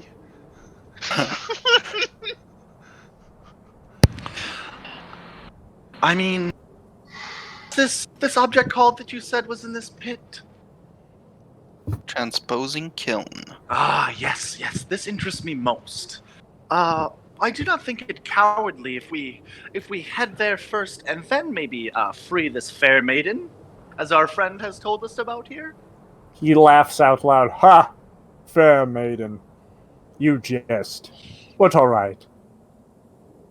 And then I'll be Hedges, here if you ever change your mind. and then he pauses for a moment and says, "Her name's not Enith, is it?" Oh, What? the curves on her. I've had many a fortnight. No, Oh my god! Well, good to know what Ena's been up to all this time. Yeah. She calls me the Hammer, you know. Oh God. He would say, the name given to this pitiful woman was Irina, back when we served together in a church of Kareem. And then Hedges says, "Aye, well, it doesn't seem that you're going anywhere, and so we'll go ahead and finish our errand and be back this way. Perhaps we could even exchange a wave, and maybe not a bolt through the chest, eh?" Yes, perhaps. And as I have said, if you continue to be courteous, undead, I will be here if need be. And he stumbles back over to the boulder to sit down. We never caught your name, good friend. And you won't. Jarnafelt's gonna, as he walks back to the boulder, Jarnafelt's gonna, Jarnafelt's gonna like walk over to Sayerbold, and as he passes that guy, he's gonna like brush off his armor just to let him know that the bolt did no damage to him, and then he's gonna clap Sayerbold on the shoulder and say, "Yeah, next time, buddy, next time." And I don't know, is the Pit of Hollows this way? Hedges He kind of points raises his it in hand and the- says, Do you want your hammer?" And then kind of like smiles as it's sitting so close to. Oh yeah, The go get man my hammer. in jest slowly reaches over as if he's going to pick it up to take for himself, but does it slow enough that when you go by to grab it, he doesn't get it. And he says, "Farewell to you then, brave undead." And then, oh, I'm sorry, I interrupted. This way? Yes. Before we go, Marwan starts yelling towards Sayerbold. Sir Sayerbold. A defeated man raises his brow to meet yours. No reason for disdain, friend. What, pray tell, if you don't mind me asking, did you assault that good man for? I care not for my honor, but the honor of my commander. A leader made slave is no life to live. I think... Yeah, okay. So, and like he holds his hand to his chin. So you believe that giant up there is your former commander, then? Can't see how it isn't. The only thing So- that makes me question whether or not it might be is the fact that he missed. He looks, hearing you say that, he looks over at Yumi, and he's just like, I suppose that would depend on his target. Hmm. So, here's my idea. If we were able to get our nameless friend over there to leave on his journey, we might perchance be able to free your commander, yes? Hmm. That I know not.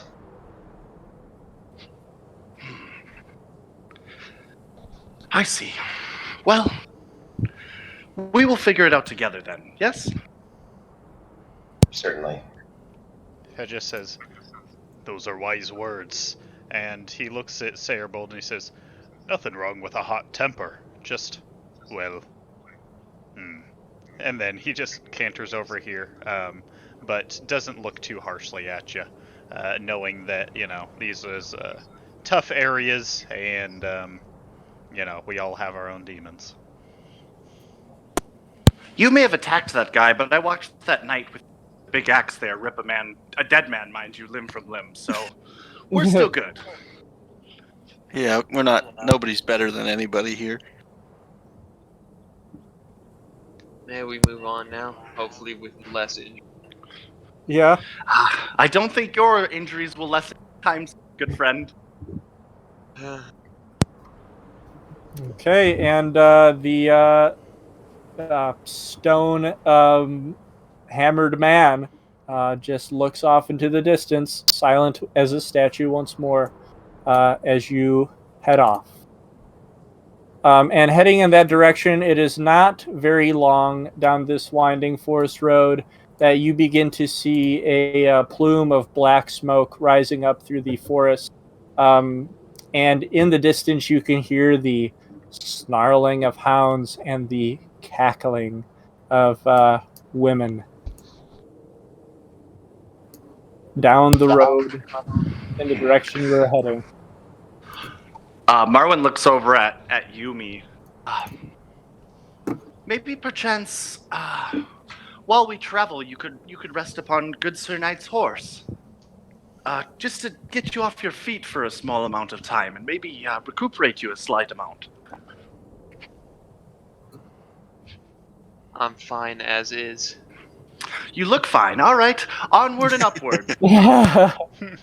Okay, so you guys, if you continue following down this dirt road, you hear the sound of the howling of these hounds, as well as the cackling of this woman's voice, and just the burning of a large fire with black smoke pluming up over the treetops. Do we continue heading in this direction, knowing that the Pit of Hollows is this way? Yeah. Yeah. Continue heading in this direction, knowing all my spell slots. Yeah.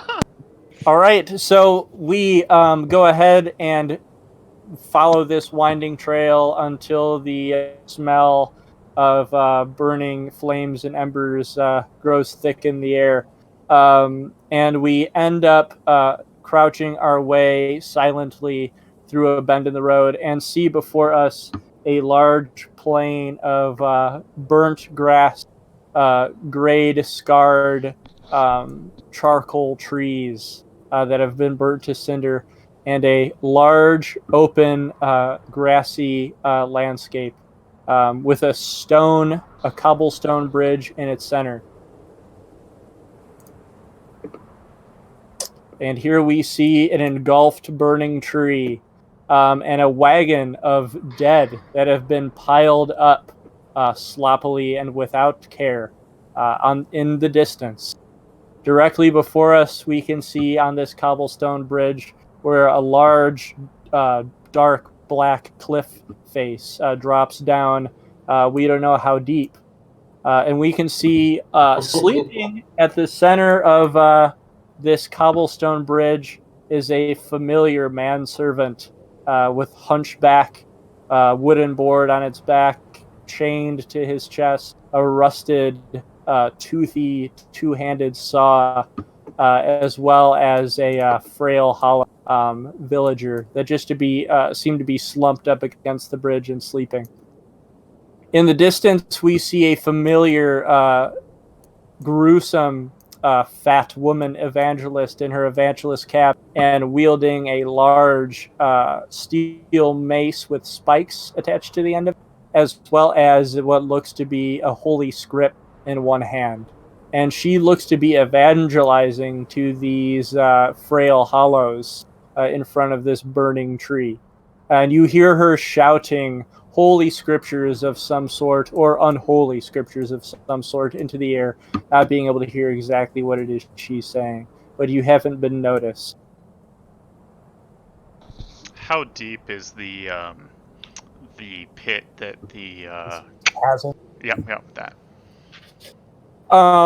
Deeper than you can see from where you're at. You're not above, but you wouldn't be able to know unless you approached it a little bit more. Okay. Hedges just raises an eye at the party, pulls out his throwing axe, gestures at the sleeping guys, and shrugs. Jarnfeld says, we want to get that lady first.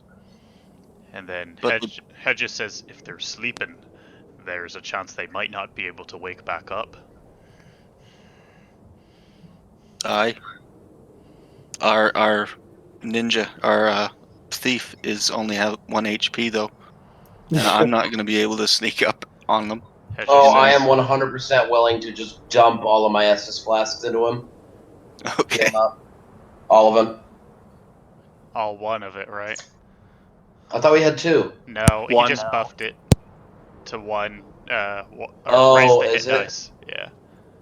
All right, well, fucking, I'll use that one then. What are the hit dice for the Estus flask now? Sorry for copying and pasting this. I didn't have their health bars put up. But yeah, go ahead. What is the hit dice for the Estus flask? It's in the unique magic items. It is 2d6 plus 4. Yeah. Brendan, I know we didn't talk about this, but do I have one? Yes, you do. On your journey, you were as well. Okay. All right, 11 HP. That puts me at 12. And I will drink mine for... if it'll roll. Oh, you get to add +2 to that 2d6. Plus 4. Oh, +4 to that 2d6. Oh, you did. I'm sorry. Already. Yeah, he did. Yeah.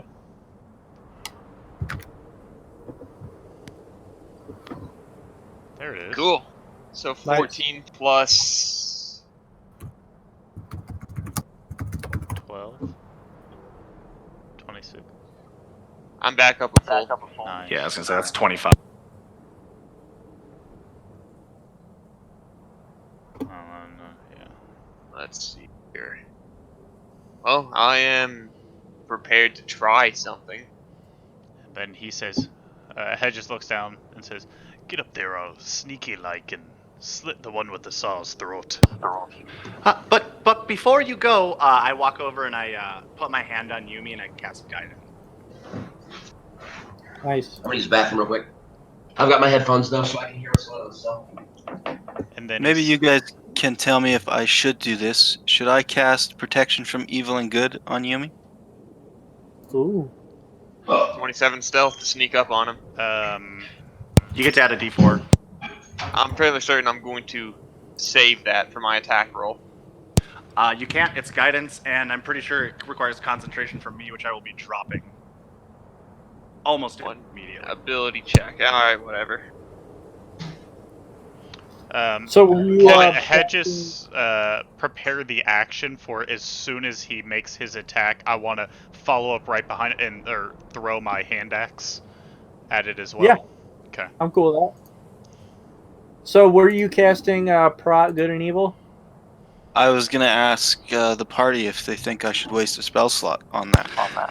I would advise saving your spell slots. Good night. Okay, then I will ready an action as soon as things get going, I'm going to rush in and try to shield push the big guy if he's still alive, or the little guy off the bridge with my shield Do you know mastery. What? that? I said, do you know Sanctuary? That might be like way better than Proc Good and Evil situation. No, Sanctuary doesn't let you attack. Right, it drops as soon Yeah. as an attack is made. Yeah, but I I don't mean, like, I don't have but- that. Okay. Okay, so Yumi charges forward, and he's slouched against the edge of this bridge that it's like I would say 4 feet high. Would he be? Oh yeah, I'd say that he. Oh, I think he might be. No. He's definitely medium sized. Okay, so go ahead and make your roll to try and shove him off the edge of this bridge as he's sleeping. I'll have you advantage to it. Would that be athletics or acrobatics? I think it would be like I mean, you're If he's trying affecting to something else would be like a strength roll, I think. Isn't it acrobatics if he initiates it and then you? No, it's yeah. strength. If you want to do a shove, it's an athletics check to push someone 5 feet. Right, And you can contest with an acrobatics. You can't initiate with acrobatics. right. Well, here I go. 19. Oh shit. Okay. Plus guidance, baby. God, let's see here. Oh, he already used it. Yeah, Okay. he said he dropped his concentration immediately, so I just used it for stealth. No. No, the second the fight starts, I'm dropping my comp. So it's a 20. Okay. So let's see. You're able to shove this man serpent into the cobblestone wall of this bridge as it begins to crumble, and he is going to be surprised and wake up from you shoving him off the edge, and he's going to try to make a dexterity save with disadvantage to try and see if he can hold on. He does drop his saw, and it goes careening to the bottom of the chasm. The chasm, which Yumi can now see, is probably like 40 feet down. So the blade goes careening to the bottom of the chasm, and he desperately tries to claw back up to the side of it with a dexterity roll with disadvantage. You can assume that his dexterity is probably already to begin with. So 7. let's get two crits in a row. I'd scream. Okay. With an 8, he continues to claw at the edge of the bridge, but his weight is too much, and it gives in, and he begins to howl as he goes careening down to the bottom of the chasm. I've got Featherfall if you guys just want to jump.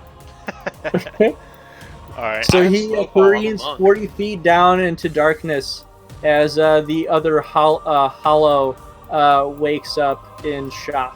Does Jarnafel get to, since they kind of coordinated, charge and do his push at the same time while I get ready to throw if he doesn't go over?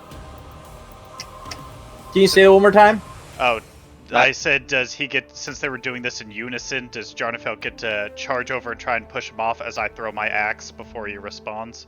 Since we readied that to kind of all happen at once, finger quote. Yeah, I'm okay with that. Yeah, so I will try to shove that guy off the edge. Another athletics check Yes. with Okay. So through the cobblestone, is not high enough to have him crashing through the cobblestone, as well as him to fall off the cliff. But he is definitely teeter-tottering on the edge of it. Has lost his balance. Alright, So Hedges another is gonna... attack on him would have advantage. Alright, Hedges will throw then. Okay. Nice. Uh-huh. 10 slashing damage. That doesn't kill Okay. him, does it? No. Alright, then he uses his pushing attack maneuver, which he would go out an extra 15 feet if he doesn't save, so that would throw him over the edge. Okay, what's the save? 13? Let me check. 14. Is it a dex or a strength? Dex, 14 on Dex. Okay, he's going to have disadvantage to that since he's teetering off the edge. All right. Off the edge of edge and careens into the darkness of the chasm. And as the cathedral evangelist quickly turns her head to see all of you, and she begins cackling. And we will now roll initiative.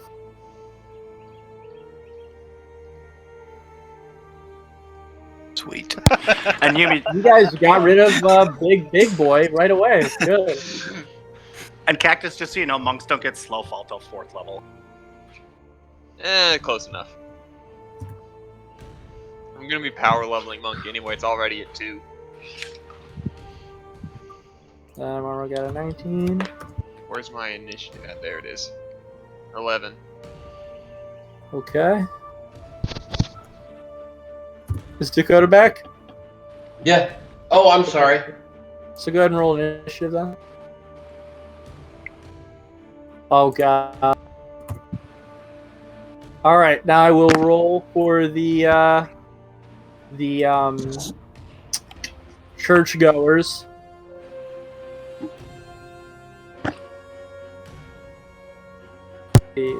God, they're just trying to go to church and we're just.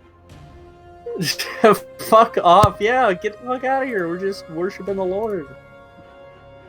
Okay. Throwing people off of bridges. Gonna have a 14. So Marwan will be first as the cathedral evangelist comes slowly walking towards you guys. Let's see what happens. Alright, so I'm going to want to. And I'm going to cast Featherfall, or not Featherfall, Fairy Fire centered right here. Awesome. So that'll be a dex saving throw of 13 from all those guys. All right.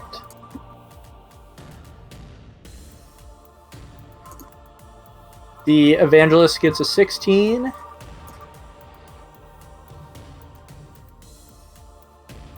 First soldier is 11. Second is an 11, and the third is a 2. So what exactly happens to them? Let's see. We have advantage on all attack rolls against them, and they can't benefit from being in. Okay. Sounds good. And then I'm going to step back, and that'll be my turn. Okay. Next up is going to be the evangelist. She is going to wave, as a bonus action in-game, she is going to wave her steel mace in the air and begin a loud, eerie whistle. And you can hear from both sides of you in the distance the snarling of hounds echoing towards you as they run rampant through the forest in both directions. So that is not going to happen immediately, but they are on their way. And the evangelist, using her steel mace as a large staff, is going to slowly walk towards you in her flowing robes. And let's see. She's going to stay right here, use the edge of this cobblestone bridge as half cover. And I'll use that symbol for that. And then she is going to begin twirling her hands in a magical fashion and attempt to cast a spell. And she is going to cast... Let me go ahead and get my description of this over here. Let's see.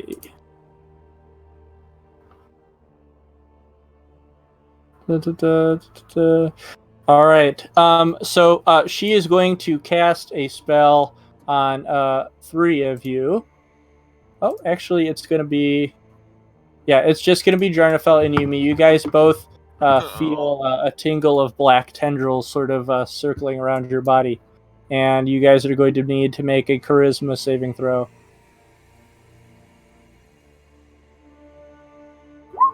10. Okay.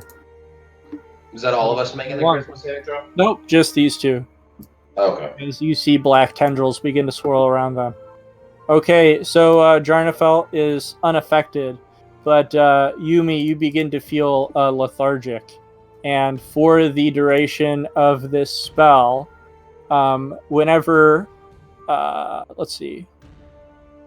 you make an attack roll or saving throw while you are affected by it, you must roll a d4 and subtract the number rolled from the attack roll or saving throw.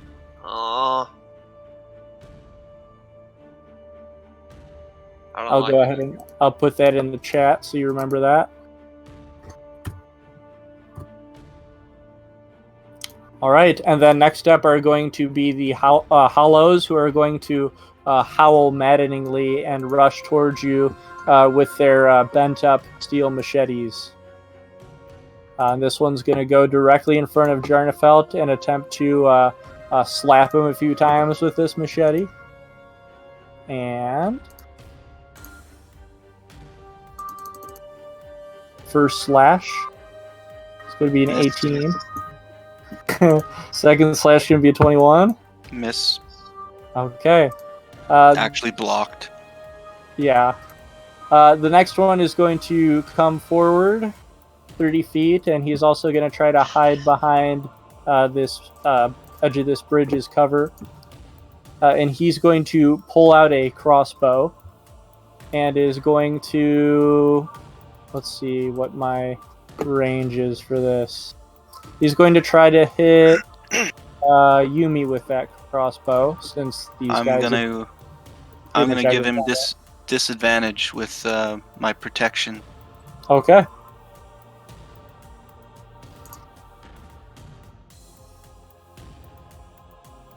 A 21 and a 5. Okay. He loses sight of you, and the bolt goes careening right above your head. The next hollow is going to hide behind this bridge as well,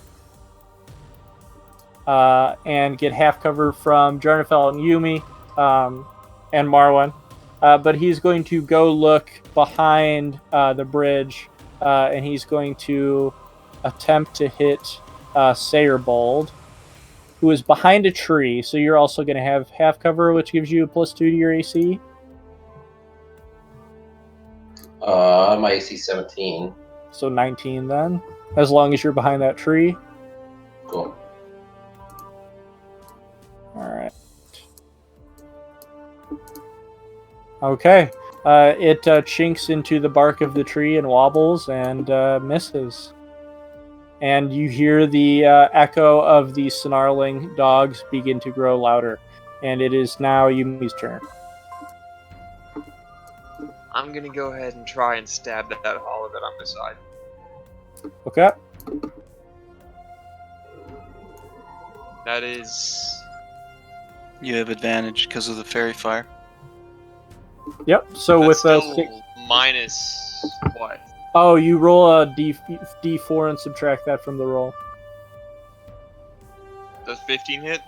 Yep, you're able to slash through his robes. For 6 damage. Sneak attack from where Jarnafeld's beside of me. Nice. Roll, damn you. Okay. Okay, and he cries out in Bonus agony. action, unarmed strike. Alright, subtract that roll. 9. Okay. Lethargic state has you miss and swing right past him. Well, at least I did something. And next up will be Jarnafelt. I am going to attack that hollow Go for it. with the charge longsword. And with advantage. Okay. Yep, you're going to stab him with it. 5. Is he dead or? No, he's still alive. I'm gonna add the charges then. What is it? 2d4. 2d4. Nice. Okay, he's wobbling a bit, and blood is spewing from the wound, but he is still standing. I will stay where I am. End my turn. All right, go ahead, Hedges. Alright, Hedges moves his horse up here, so 5, 10, 15, 20, 25, 30. And he will throw his hand axe at the evangelist. Yep. She does not have cover from you. Yeah, all right. Yep, you're going to slash right through her robes, piercing her flesh as she cries out. Alright, and she has to make a concentration check, I imagine, to hold on to that curse. Okay. See if she's able to do that.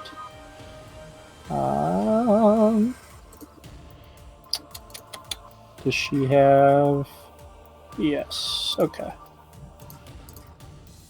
All right, and she's definitely able to hold on. Oh, never mind that. And then he's gonna throw his other axe at her. Sounds good. Oh, jeez. All right, it careens into the cobblestone. Alright, and then he's going to bonus action throw that main hand axe. Or I'm sorry, not bonus action, he's gonna action surge, throw that main hand axe at her one more time. Okay. Okay. You do not get advantage against her. It goes careening past her. Alright, I will use Precision Strike to add a d8 to the attack. Okay.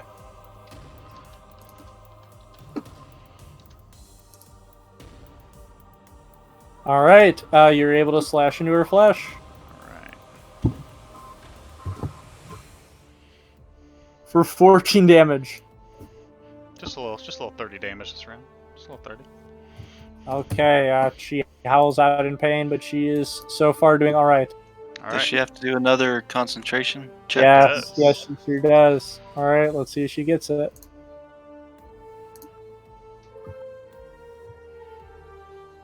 Rolling the dice. Oh my god, my booty's so tight. Come on, roll the dice. Bro. A 5.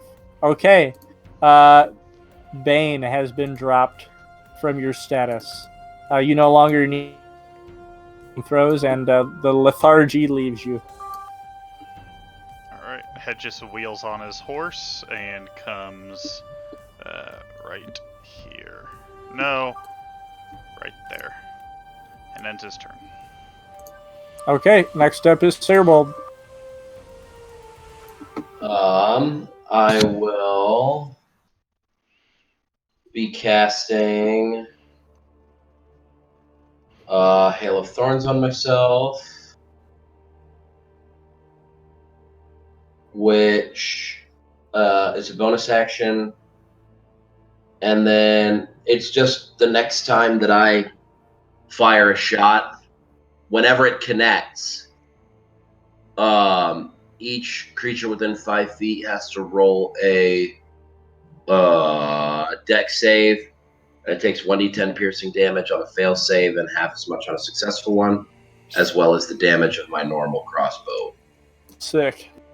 So then I will fire heavy crossbow at probably this young lad right here. All right. Actually, hold on. She's got cover, right? She does. So she has a +2 to her AC from you. Nah, let's hit this guy. All right. I'm not gonna use any special bolts or anything. I'm just gonna shoot. Do you have sharpshooter? Not yet. No, I had to get crossbow expert first. Have you used any of your movement yet? No. Oh. Why? Well, you can step out and... Yeah, you can Don't just matter. step to... Yeah, I mean, I don't want to meta. Oh, I always think 3.5 rules. Once you move, that's it. You don't get to, move that move. Yeah, Because that's a you spring can attack. break. Yeah, yeah. In 3.5, you're exactly right. In 5e, you can break it up however you want. You can move, do an action, move, do a bonus action, move again. Yeah. It doesn't matter. Okay, then I'm definitely just gonna like poke my head out and get a good shot of her instead. Yeah, I could see your confusion. Awesome. I thought the same way when I came from 3.5. All right, then you not. She doesn't have any bonus to her armor. All right. And then Oh yeah, he did. Oh sorry. Okay, right in the chest. No. and then she's got to roll that good old fashioned dis-ex, brother. All right, let's see what she gets. And what was it? Is it a 13 or a 15? I think it's a 14. Let me check though before I screw it up. It is a 13. I think. Man, that feels so low. Doesn't the nerd next to her have to as well? So Yep. It's like a 10-foot radius or something. 5 foot. Yeah, so Five. he gets it too. She doesn't make it, and the hollow does not make it as well. Oh And yeah, with baby. all damage, she's gonna have to make that. Well, she doesn't have to make the save again since concentration's done. So, yeah. So here's crossbow damage for her.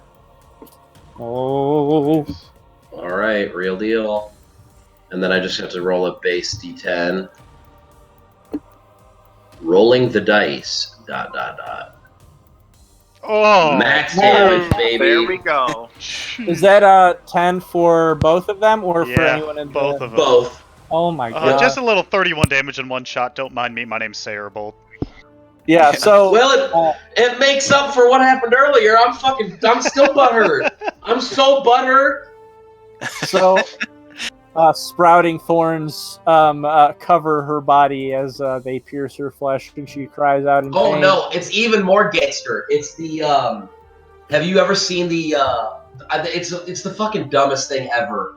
It's like Green Arrow in DC is like the graviton shot or some shit. And it's like a tin can on the end of his arrow, and then when he launches it, it pops open and all the other arrows come out of it. It's like that. It's a hail nice. of thorns. So it's just a hail of thorns that embed themselves in their bodies.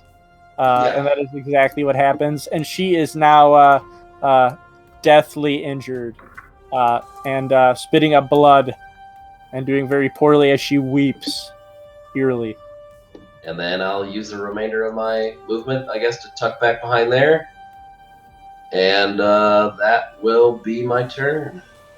Okay, before the start of the turn order, now you guys are surprised to see lunging out of each side of the forest starved hounds. Oh, that's some shit. Oh, fuck. Hey, cool. As they leap and bound out of the forest and head towards you with mouths agape and snapping. This hound is going to try to nibble at the ankles of your horse. Alright, it's got disadvantage on that. Okay. And what is the roll to hit? 12.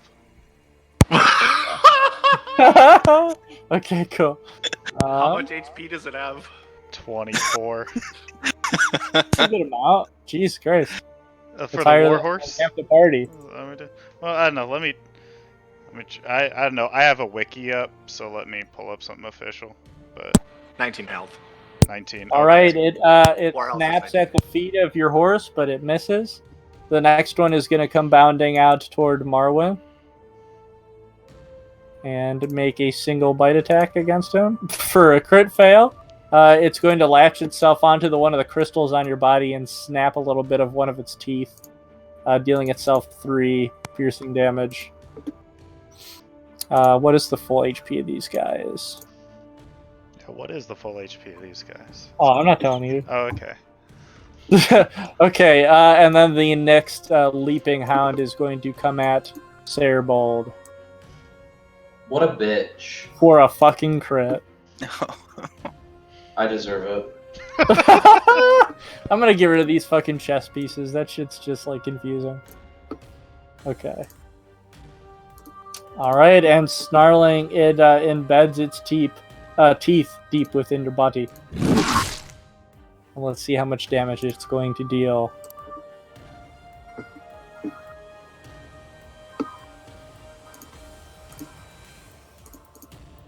10 piercing damage.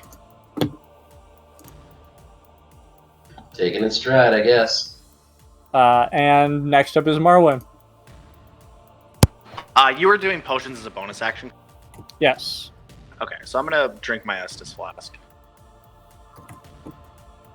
So I'll heal for 11. All right. And then I'm going to step here, and then I'm going to step here. And that'll be 2 attacks of opportunity. That will be. All right, let's see what we got here. Remember, you All got right, that so parrying shield. Yeah, the one that was nibbling on the trying to nibble at the feet of the horse is going to snap its jaws at you for 11 and miss. I can't use the parrying shield on my own turn, though. It's a reaction, so reactions have to be used on another player's turn. The one above is going to snap its teeth at you for 9, and you get away unharmed. All right. So not to be that shyster, how far off this map can I run? This way. How far you want to run? Are you running away? No, I want to be 100 feet away from Evangelion.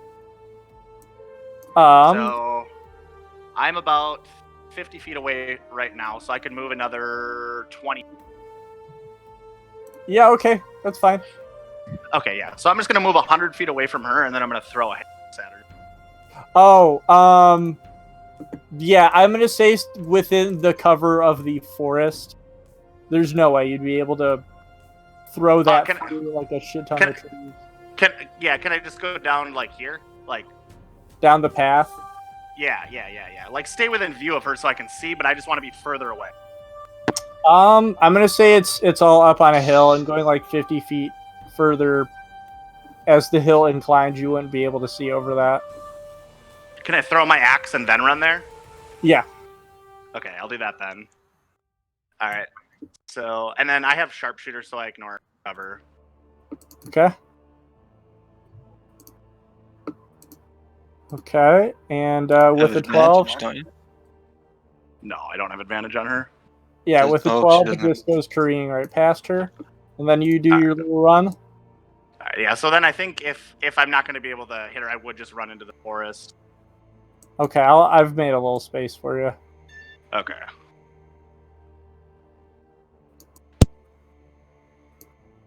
Okay.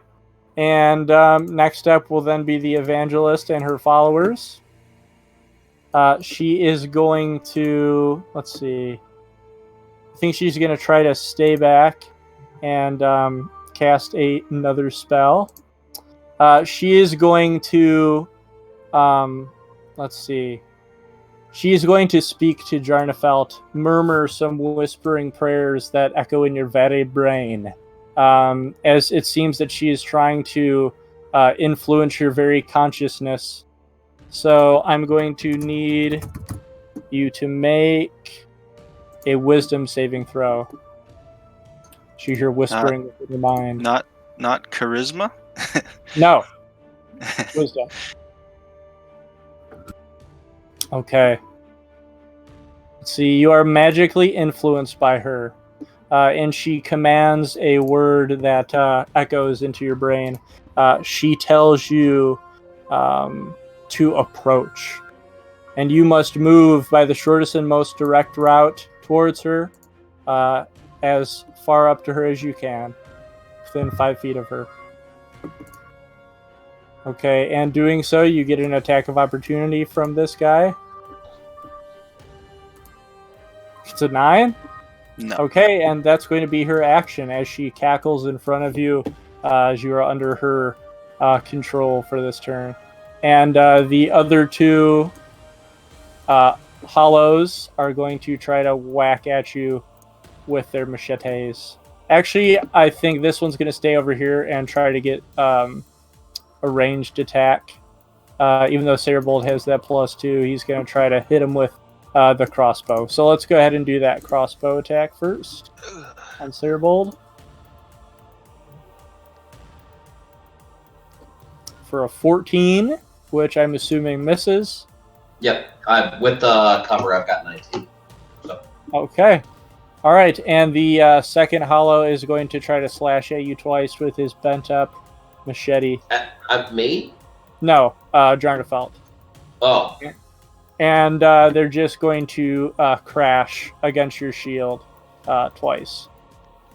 And the other one is going to try and slash at Yumi, Alone. hitting with both. And let's see how much damage we're going to deal here.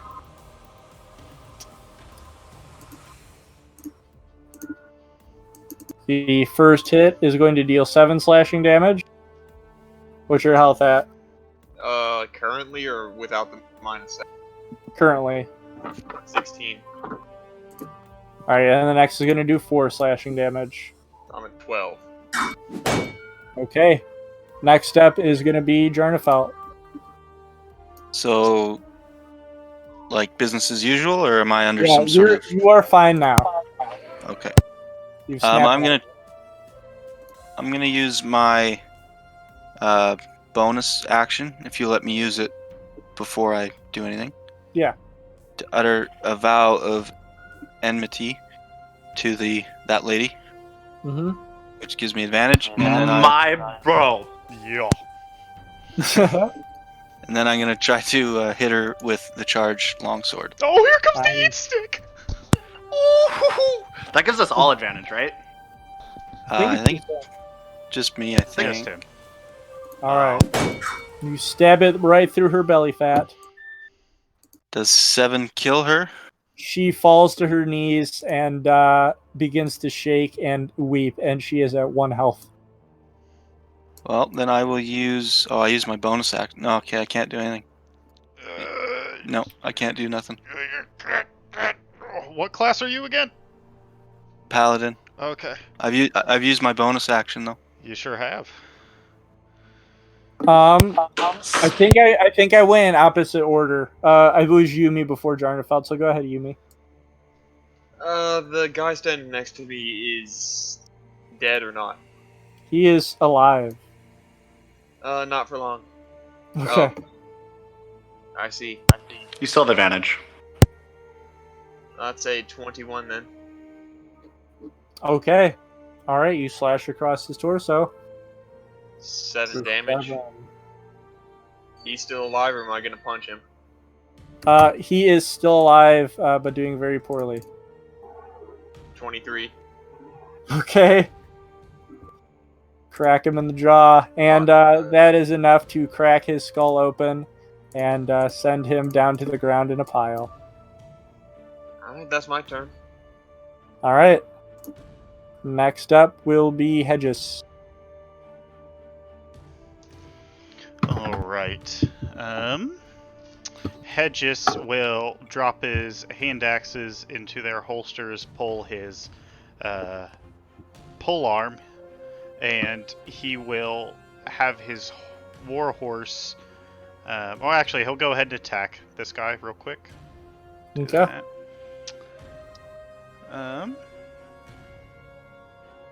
Which halberd is it? The Wig Knight halberd. Okay. So you slash right above the hound's head. Question: with the Wing Knight halberd, does everyone have to make a dex save, or just people I choose have to make a dex save? Let's see. I would say creatures that you choose. Okay. Then for his bonus action, he will step up here and initiate his spinning slash on his horse, catching. He's going to ignore Sayerbold and go for the 3 hounds. Let's see. I don't think it would be all 3, because it would have to be... On my horse, don't I threaten from his square? So it'd be 10 Oh, feet, do you? 10 feet, 10 Yeah. feet. Yeah. Okay, yeah, sure. Go ahead and swing in all directions with that. So I don't By think the they way, swing, they just do Brandon- the DC. Oh, sorry. Oh, you're good. I think, let's see. Brandon, by the way, horses are not 2x2; they're 2x1. Yeah, I'm gonna do that for you then. I know it looks wonky; it makes the token look like Yeah, fucking it's fine. Yeah, dog it poo, works but better. yeah, they are. Yeah, And that'll that just well, Okay, and it matters because he won't be able to hit all 3. That's why I bring it up. Right, Is okay. it would have been before, but you have to choose between one or the other because the Totally makes sense. All right, Your- let's just do these two then. Yeah, so you make a roll to hit on both of them then. Okay.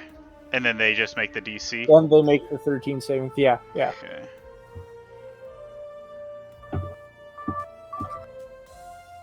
Where are you finding that horses are a 2x1? Oh, they're On definitely the- not close. They're two. They're a large creature. Yeah, they're a large. Yeah. So they should. they're Yeah, I large. think in 5e. In 5e, they're definitely they're 2x2. I looked it up specifically, and it said that horses, like a horse token, is 2x1. Size categories: medium 5x5, large 10x10, huge 15x15, gargantuan 20x20. So I think it would remain a big fat chunk on the screen. All right. Yeah, there's no like special token size rule for horses. All right. Well, then I'll throw that last All guy right, in so on yeah, the go and spin. do the third one. Haha. All right, they're all gonna make that dex save as you slash through each and every one of them. And let me. That is gonna be a. I actually clicked the wrong one on the last one. That should be a 20, not a 21. Sorry. Okay, that's fine. Okay, so this one right here. It's gonna get a 5, 17, and a 10. So the only one who does not get thrown onto the floor is going to be this one. Okay, so just roll for damage on all three, though. Yes. Okay. Do-do-do. And the damage will be the same for each and every one of them. Yeah, I'll just keep the same damage. Don't have to roll Okay. for. Okay. All right, so the ones who they're all gonna take 10 first of all. Okay. I'll use my Great Weapon Master feat to reroll the 1. Okay. What one? Oh, because on the 5+. Oh, I don't know why it's rolling. Why is it rolling twice? That shouldn't be a crit, right? So No. it has 1 + 4 on the 5 + 5, so it should just be. Oh. So I'm re-rolling the 1 here. Here, I'll just roll it manually. That's weird. Okay. 1d10, 5 plus the modifier. Okay, so 9 damage across the board. Okay, I've got it. All right, cool. All right, and then And I'm. then Oh, sorry. the rest of them are going to fall to the floor from your great hit, All right. and these two are now prone. Okay, and then I'm going to back up to right here. So this thing is. That's not 10 feet. It's a little more than 10. It's a little more than 10. Okay. Okay. And end my turn there. So are you off the screen? Is what you're saying? No, I'm like my horse is just kind of like right next to the edge of the woods or right there. Okay. I see. And then should anyone be closing on me or Sayer Bolt, I'd be able to use my reaction. Is essentially the point there. Okay. Sweet. Sayerbold's turn. All right. Well, I don't really like being in the maw of a big old fucking dumb old dang old stupid ass son of a bitch. I'd agree. So I'm gonna do that so that I can move 60 feet. Nice. I don't provoke attack of opportunity, and on one attack roll, I get to deal an extra 1d8 force Why would damage it be with negative 60 advantage. feet? Because I get my walking speed increases by 30 feet, and I've already moved 30. Isn't- On the same turn that he uses the D8, Oh, he can I increase see, his I speed see. by 30 feet. Okay, cool.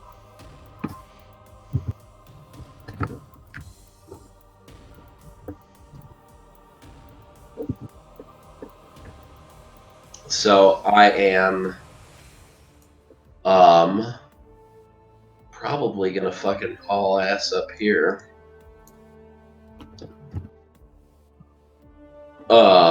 And then I am gonna give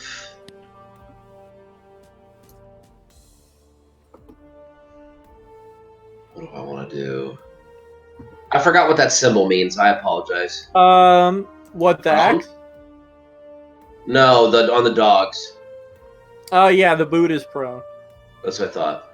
So couldn't they attack of opportunity anyway? So I'm not sure if you still want to, just so you can get that extra movement speed. No, because I'm not going to move 60. I wouldn't even cast that then. I didn't Okay. realize that I didn't, because I don't know attack of opportunity very well. So I apologize for the injury. You're good. Then I'm probably just gonna whap this dude right here with a good old fashioned crossbow bolt. Nothing He's special. dead. What? This guy's dead. I said this guy. I pinned him. Which one? Oh, okay, okay. Go ahead. And that'd be advantage because he's prone? No. A ranged attack on something prone's disadvantage. Oh, yeah, you're right. I keep forgetting that. You might not want to shoot him. I got him. Yeah, I'll shoot that guy. Which one? Sorry, I didn't see the ping. Doesn't matter. Okay, cool. Okay. Alright, yep, it whisks right past him. Was there anything else you were able to do? No, that's it. Alright, what is Marwan doing hiding out in the forest? Do the dogs go, or did they all die? Do the dogs what? Did they all die? Because they went before me. I thought he missed one of them. Nope. No, I hit them Theobald all. goes, and then Marwan goes, and then they go. You're before they are. I think they're all alive, though. They just took some damage. Yeah, they're all alive. Okay. They're gonna go on the evangelist turn. Oh, okay. Okay. So then I am going to throw another hand axe at the evangelist. Well, actually, I'm going to run up to where I was before, right here. Okay. Throw my hand axe and then run back. Okay. At the evangelist? Yep. The old okay. Cherokee style. Right through the chest. There it is. Alright, and it is enough to send the weeping fat woman to the ground in a pile of blood. Oh. Right. And then I'm going to run back in the woods, and that'll be... Alright. Next step will then be Evangelist as the one next to Jarnafel is going to try to slash it, and this one is going to close the gap and also try to slash at him. So it's going to be 4 attempts to hit for what's your armor class again? 22 right now. Okay, so the one to your right is going to try to hit you.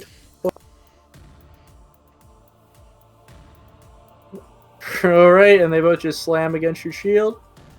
And the one to the bottom of you,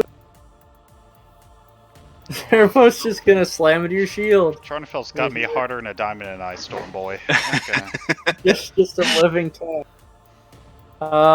And the dogs, I think, well, first they're going to take half their movement speed to get up, these two, because they're now caked in dirt.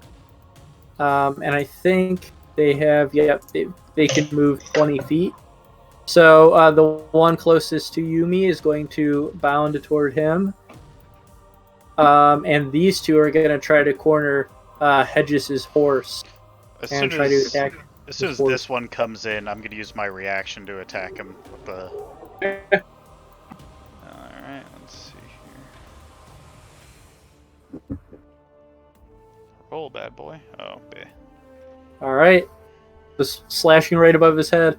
And he's going to try to gnaw at the legs of your horse once more. Dis and Van T go. Holy fuck. It's alright, disadvantage. It ain't happening. Okay. Here comes that nat one. Alright. Oh, did you say advantage? Yeah, disadvantage. From? Cavaliers. Saddle. Oh. But is that disadvantage to hitting the horse? Isn't it disadvantage to getting a horse and me being thrown? I don't know, let me pull it up.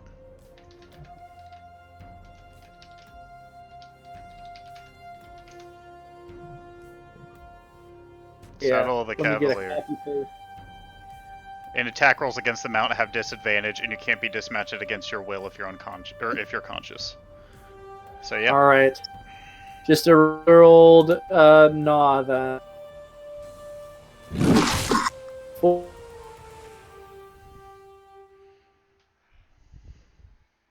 7 damage.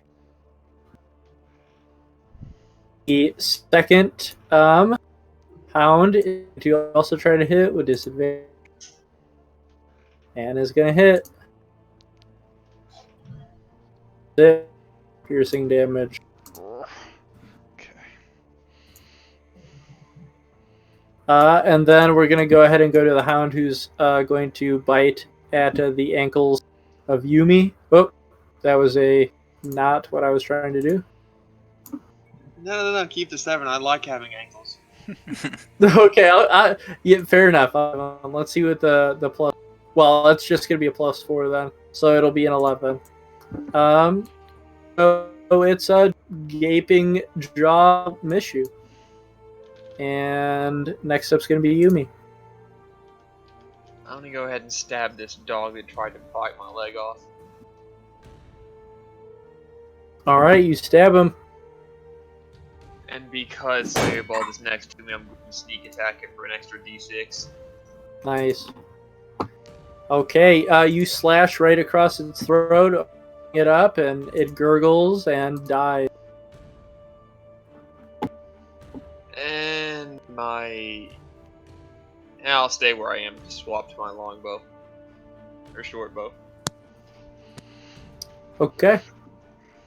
Next up then will be Jarnafelt. I'm going to attack that guy with All right. the charge longsword. Oh wow. A good slash.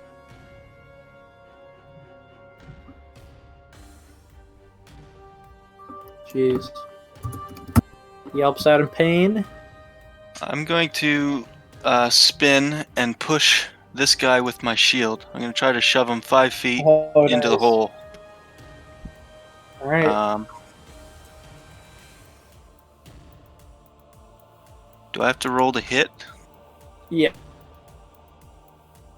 Do I just roll a d20, I guess?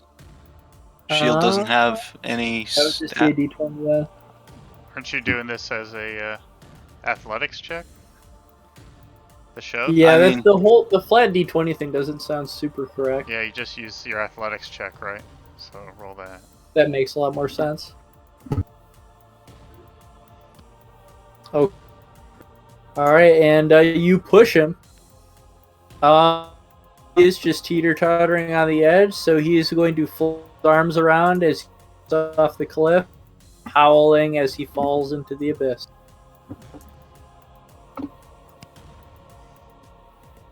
A hollow to deal with. And that will be my turn. Alrighty. Go ahead. Alright, Hedges is going to make another winged knight slash on these two. Alright. So I'll roll for each of them. Alright. The second one is going to miss. And I will use my third and final maneuver for precision attack to try and make that a hit. Is not. No. Be quiet. Lay down. Alright, so roll damage for the first one. Yep.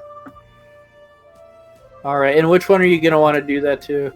Is one more particularly injured than the other? Nope, they're both the same. We'll do this one. So 11 slashing damage, cuts it clean in half as it falls to the ground dead. Alright, then I'll use my bonus action to attack with the butt of my halberd on that one. Okay, crack it in the... Ooh, it is deathly injured as blood pours from its skull, but it is still alive. Can a warhorse make a hoof attack? Like a mounted attack? It's a uncontrolled mount. The controlled Yeah. mount do is All right. dash. Okay. It dash, disengage, and dodge, right? Yep. Yeah. All right. Well, in that case, I am disengaging with the horse, and I'm heading 60 feet down that way, back down the path. Okay. Words then? Just straight back down the path. 60 Okay. feet down We'll that way. put you over here with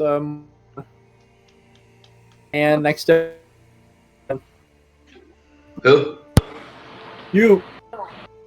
Oh, it's me. All right. I'll finish off that dog. All right, go for it. I'm about to whiff so hard, it's going to make me really mad. Just enough to miss. It's right past him. Okay, that's all I'm going to do. All right, Marwan's turn.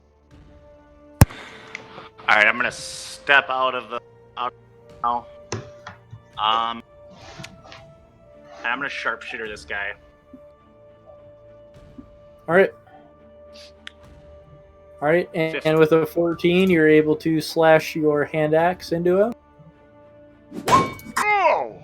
Yeah. and it carves him up good and clean. And with the pain, he just falls into the dirt. Wasn't it the other guy? Wasn't it that guy? Which guy were you trying to hit? The one I had advantage on across Oh, the bridge. well, that one is going to be at just barely alive health then. Not dead. And then I'm going to finish my movement by acting up here. All right, sounds good. Next up is going to be the two remaining hollows that are left. The hound is going to begin snarling and head its way over to Marwan, making a bite attack. Missing horribly, just nibbling at your armor. And the second hollow to keep Flash at Jarnafel. The first one hitting. And the second one hitting. Come on. Holy fuck.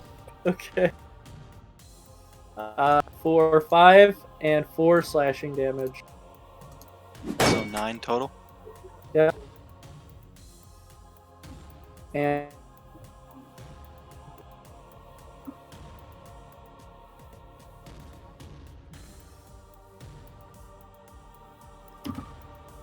you mean Let's see here. 5 in 15 feet, and a nice big stab. alright. Holy fuck. You gotta be kidding me. Still has advantage. From the Okay. fairy fire. So yeah, Yeah. 17 then. Alright. And sneak attack from having Jarn next to me. Alright. You stab stomach as and dies, falling to the And that's my turn. Jarnfeld.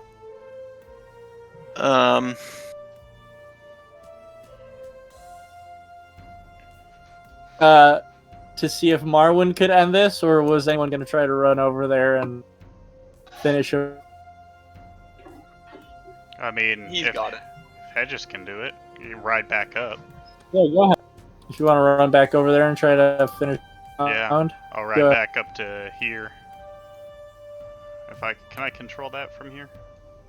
Sweet, I can do Oh, I that. think it would be Hedgefeld's turn first to Jarn. Oh, you're right. So can I get there? Or Yeah. do I have to click? Okay. 15, 20, 25, 30.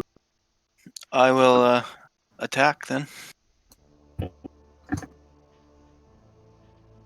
Nice. Alright, slash right through its body. And that is just enough to into the Shadow Realm as dead. And now all we can hear is the roaring of the fire and the forest around us. Hedges is going to quick administer his Estus Go ahead. Flask to his horse. Okay, awesome. Oh yeah, sure, I can do that and pour it down. So yeah, we are now once again in silence. There's the smell of these decaying bodies and this burning tree. 15. Alright, he's back to full. I want to look down into the ravine and see what the condition of the things that fell down there are. They have fallen down onto jagged rock. So, you taking fallen damage, they have been pierced by jagged stone and are just bleeding to death on the rocks. Ooh, not good.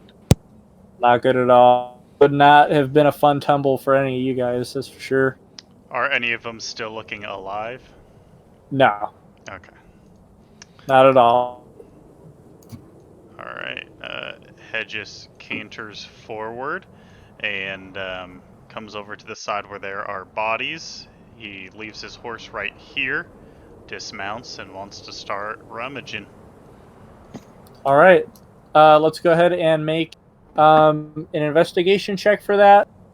If you, at this point, we can either do loot, have a little bit of, or we 10 to 15 minute and go for another hour, whatever you guys want to do.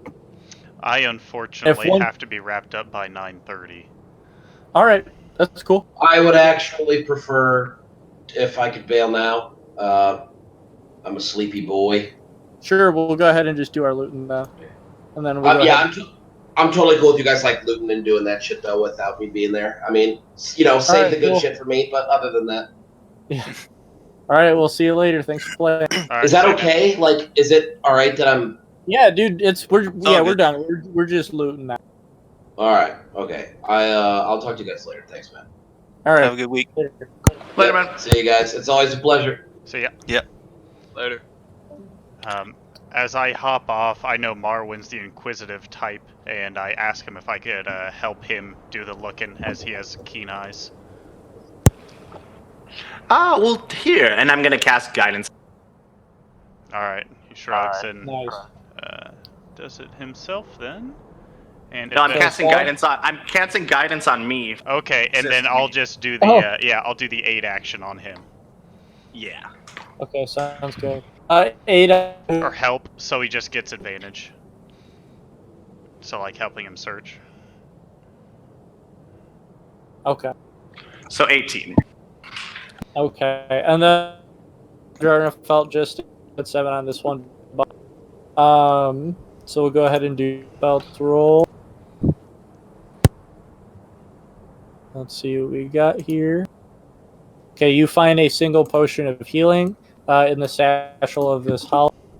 And for the 18 from Marwan, I'm going to say you're able to skip some stuff off this hollow's body. The hounds don't have anything on that.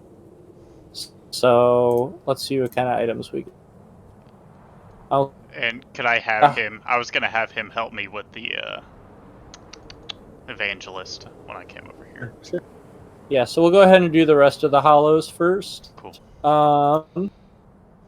So let's see. So you're going to get a potion of climbing. You're gonna get an interesting twisted wand that looks very strange to you. Then, in addition to that, you're going to get a potion of healing. So, potion of healing, potion of climbing, and a strange twisted wand that you can go ahead and try and investigate, see what that does. I ritually cast Identify on the wand. It is a wand of scowls. I will go ahead and give you a description of. It is a very dumb magic item, but it is a magic item. I'll go ahead and give you the potion or the description for Wand of Scowls.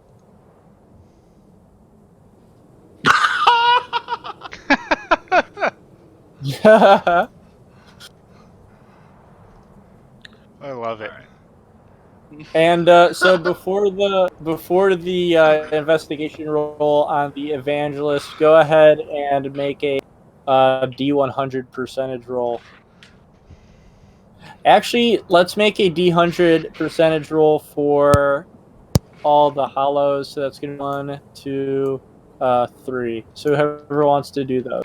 Who's feeling lucky? I'm not, so I'll do percentile one. dice, I will.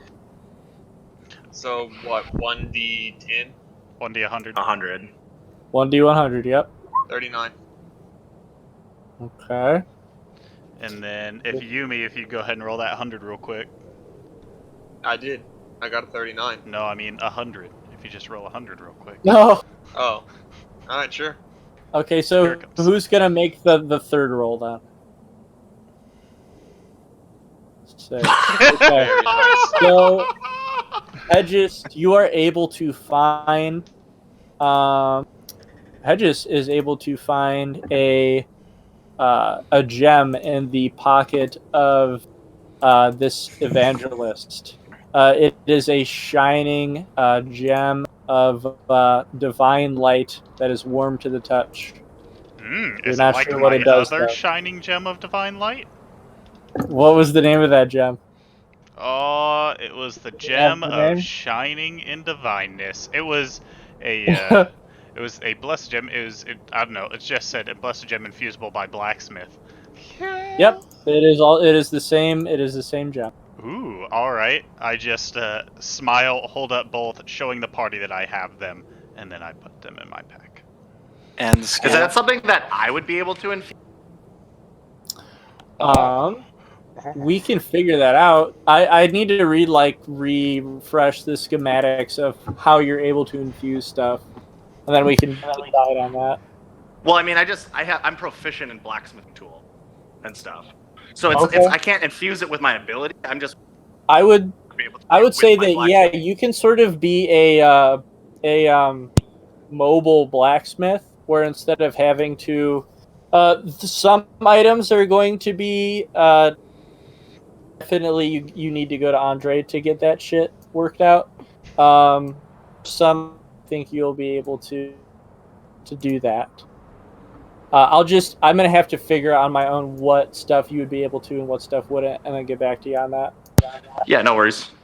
And then Hedges does take out the blessed gem when he sees Jarnefeld scowl, and he says, "Oh, are you still upset about the scale?" And then he says, "Do you want the gem?" Sure. I don't. Yeah. Give And me the gem. Hedges says, "Yeah, I bet you want the gem." And then he puts it away.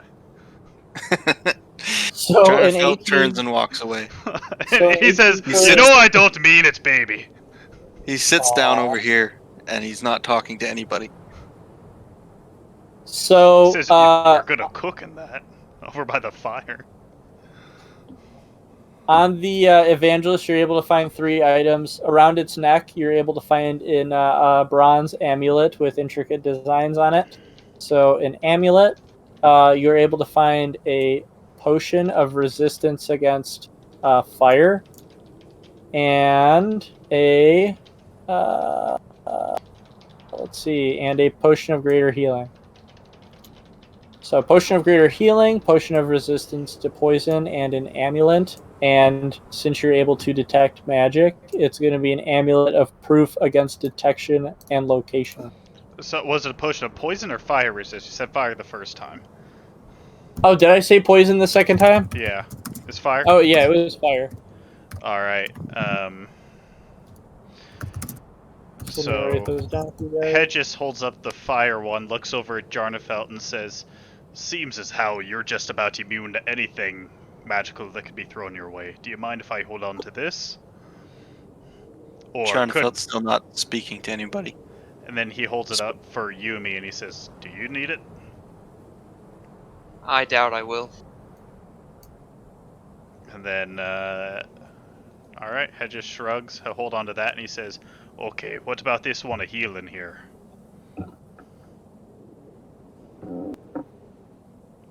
Nope. So that's yours too. Marwan eyes Yumi. And then I'd he like says, that. "Oh, she'll just sleep it off." And then he tosses over the amulet without even thinking if she asks for it. Oh yeah, I just did. Yep, so that's all you. Very nice. All right. So I'll go ahead and give us a little bit of a cliffhanger for next session. If you guys were to continue down the road after eyeing these decaying bodies, is that something you guys would just keep doing at this point? Just keep heading down the road? Or were you planning on doing something else? I was thinking that we might take a short rest here before going on. Sure. Yeah. I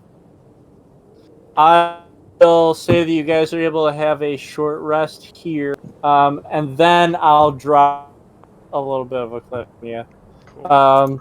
So this will be your short rest, and so after you are able to rest next to this roaring fire and these pile of decaying, hitch back up horse and follow Hedges down another winding path. And it is then that you begin to hear the echoes of a cold draft and the murmuring of some humanoid creature.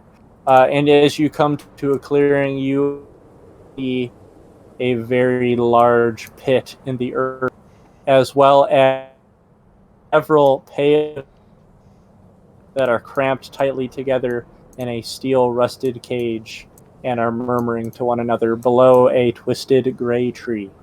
And so that's where we will we'll start next session and see what's going on over here.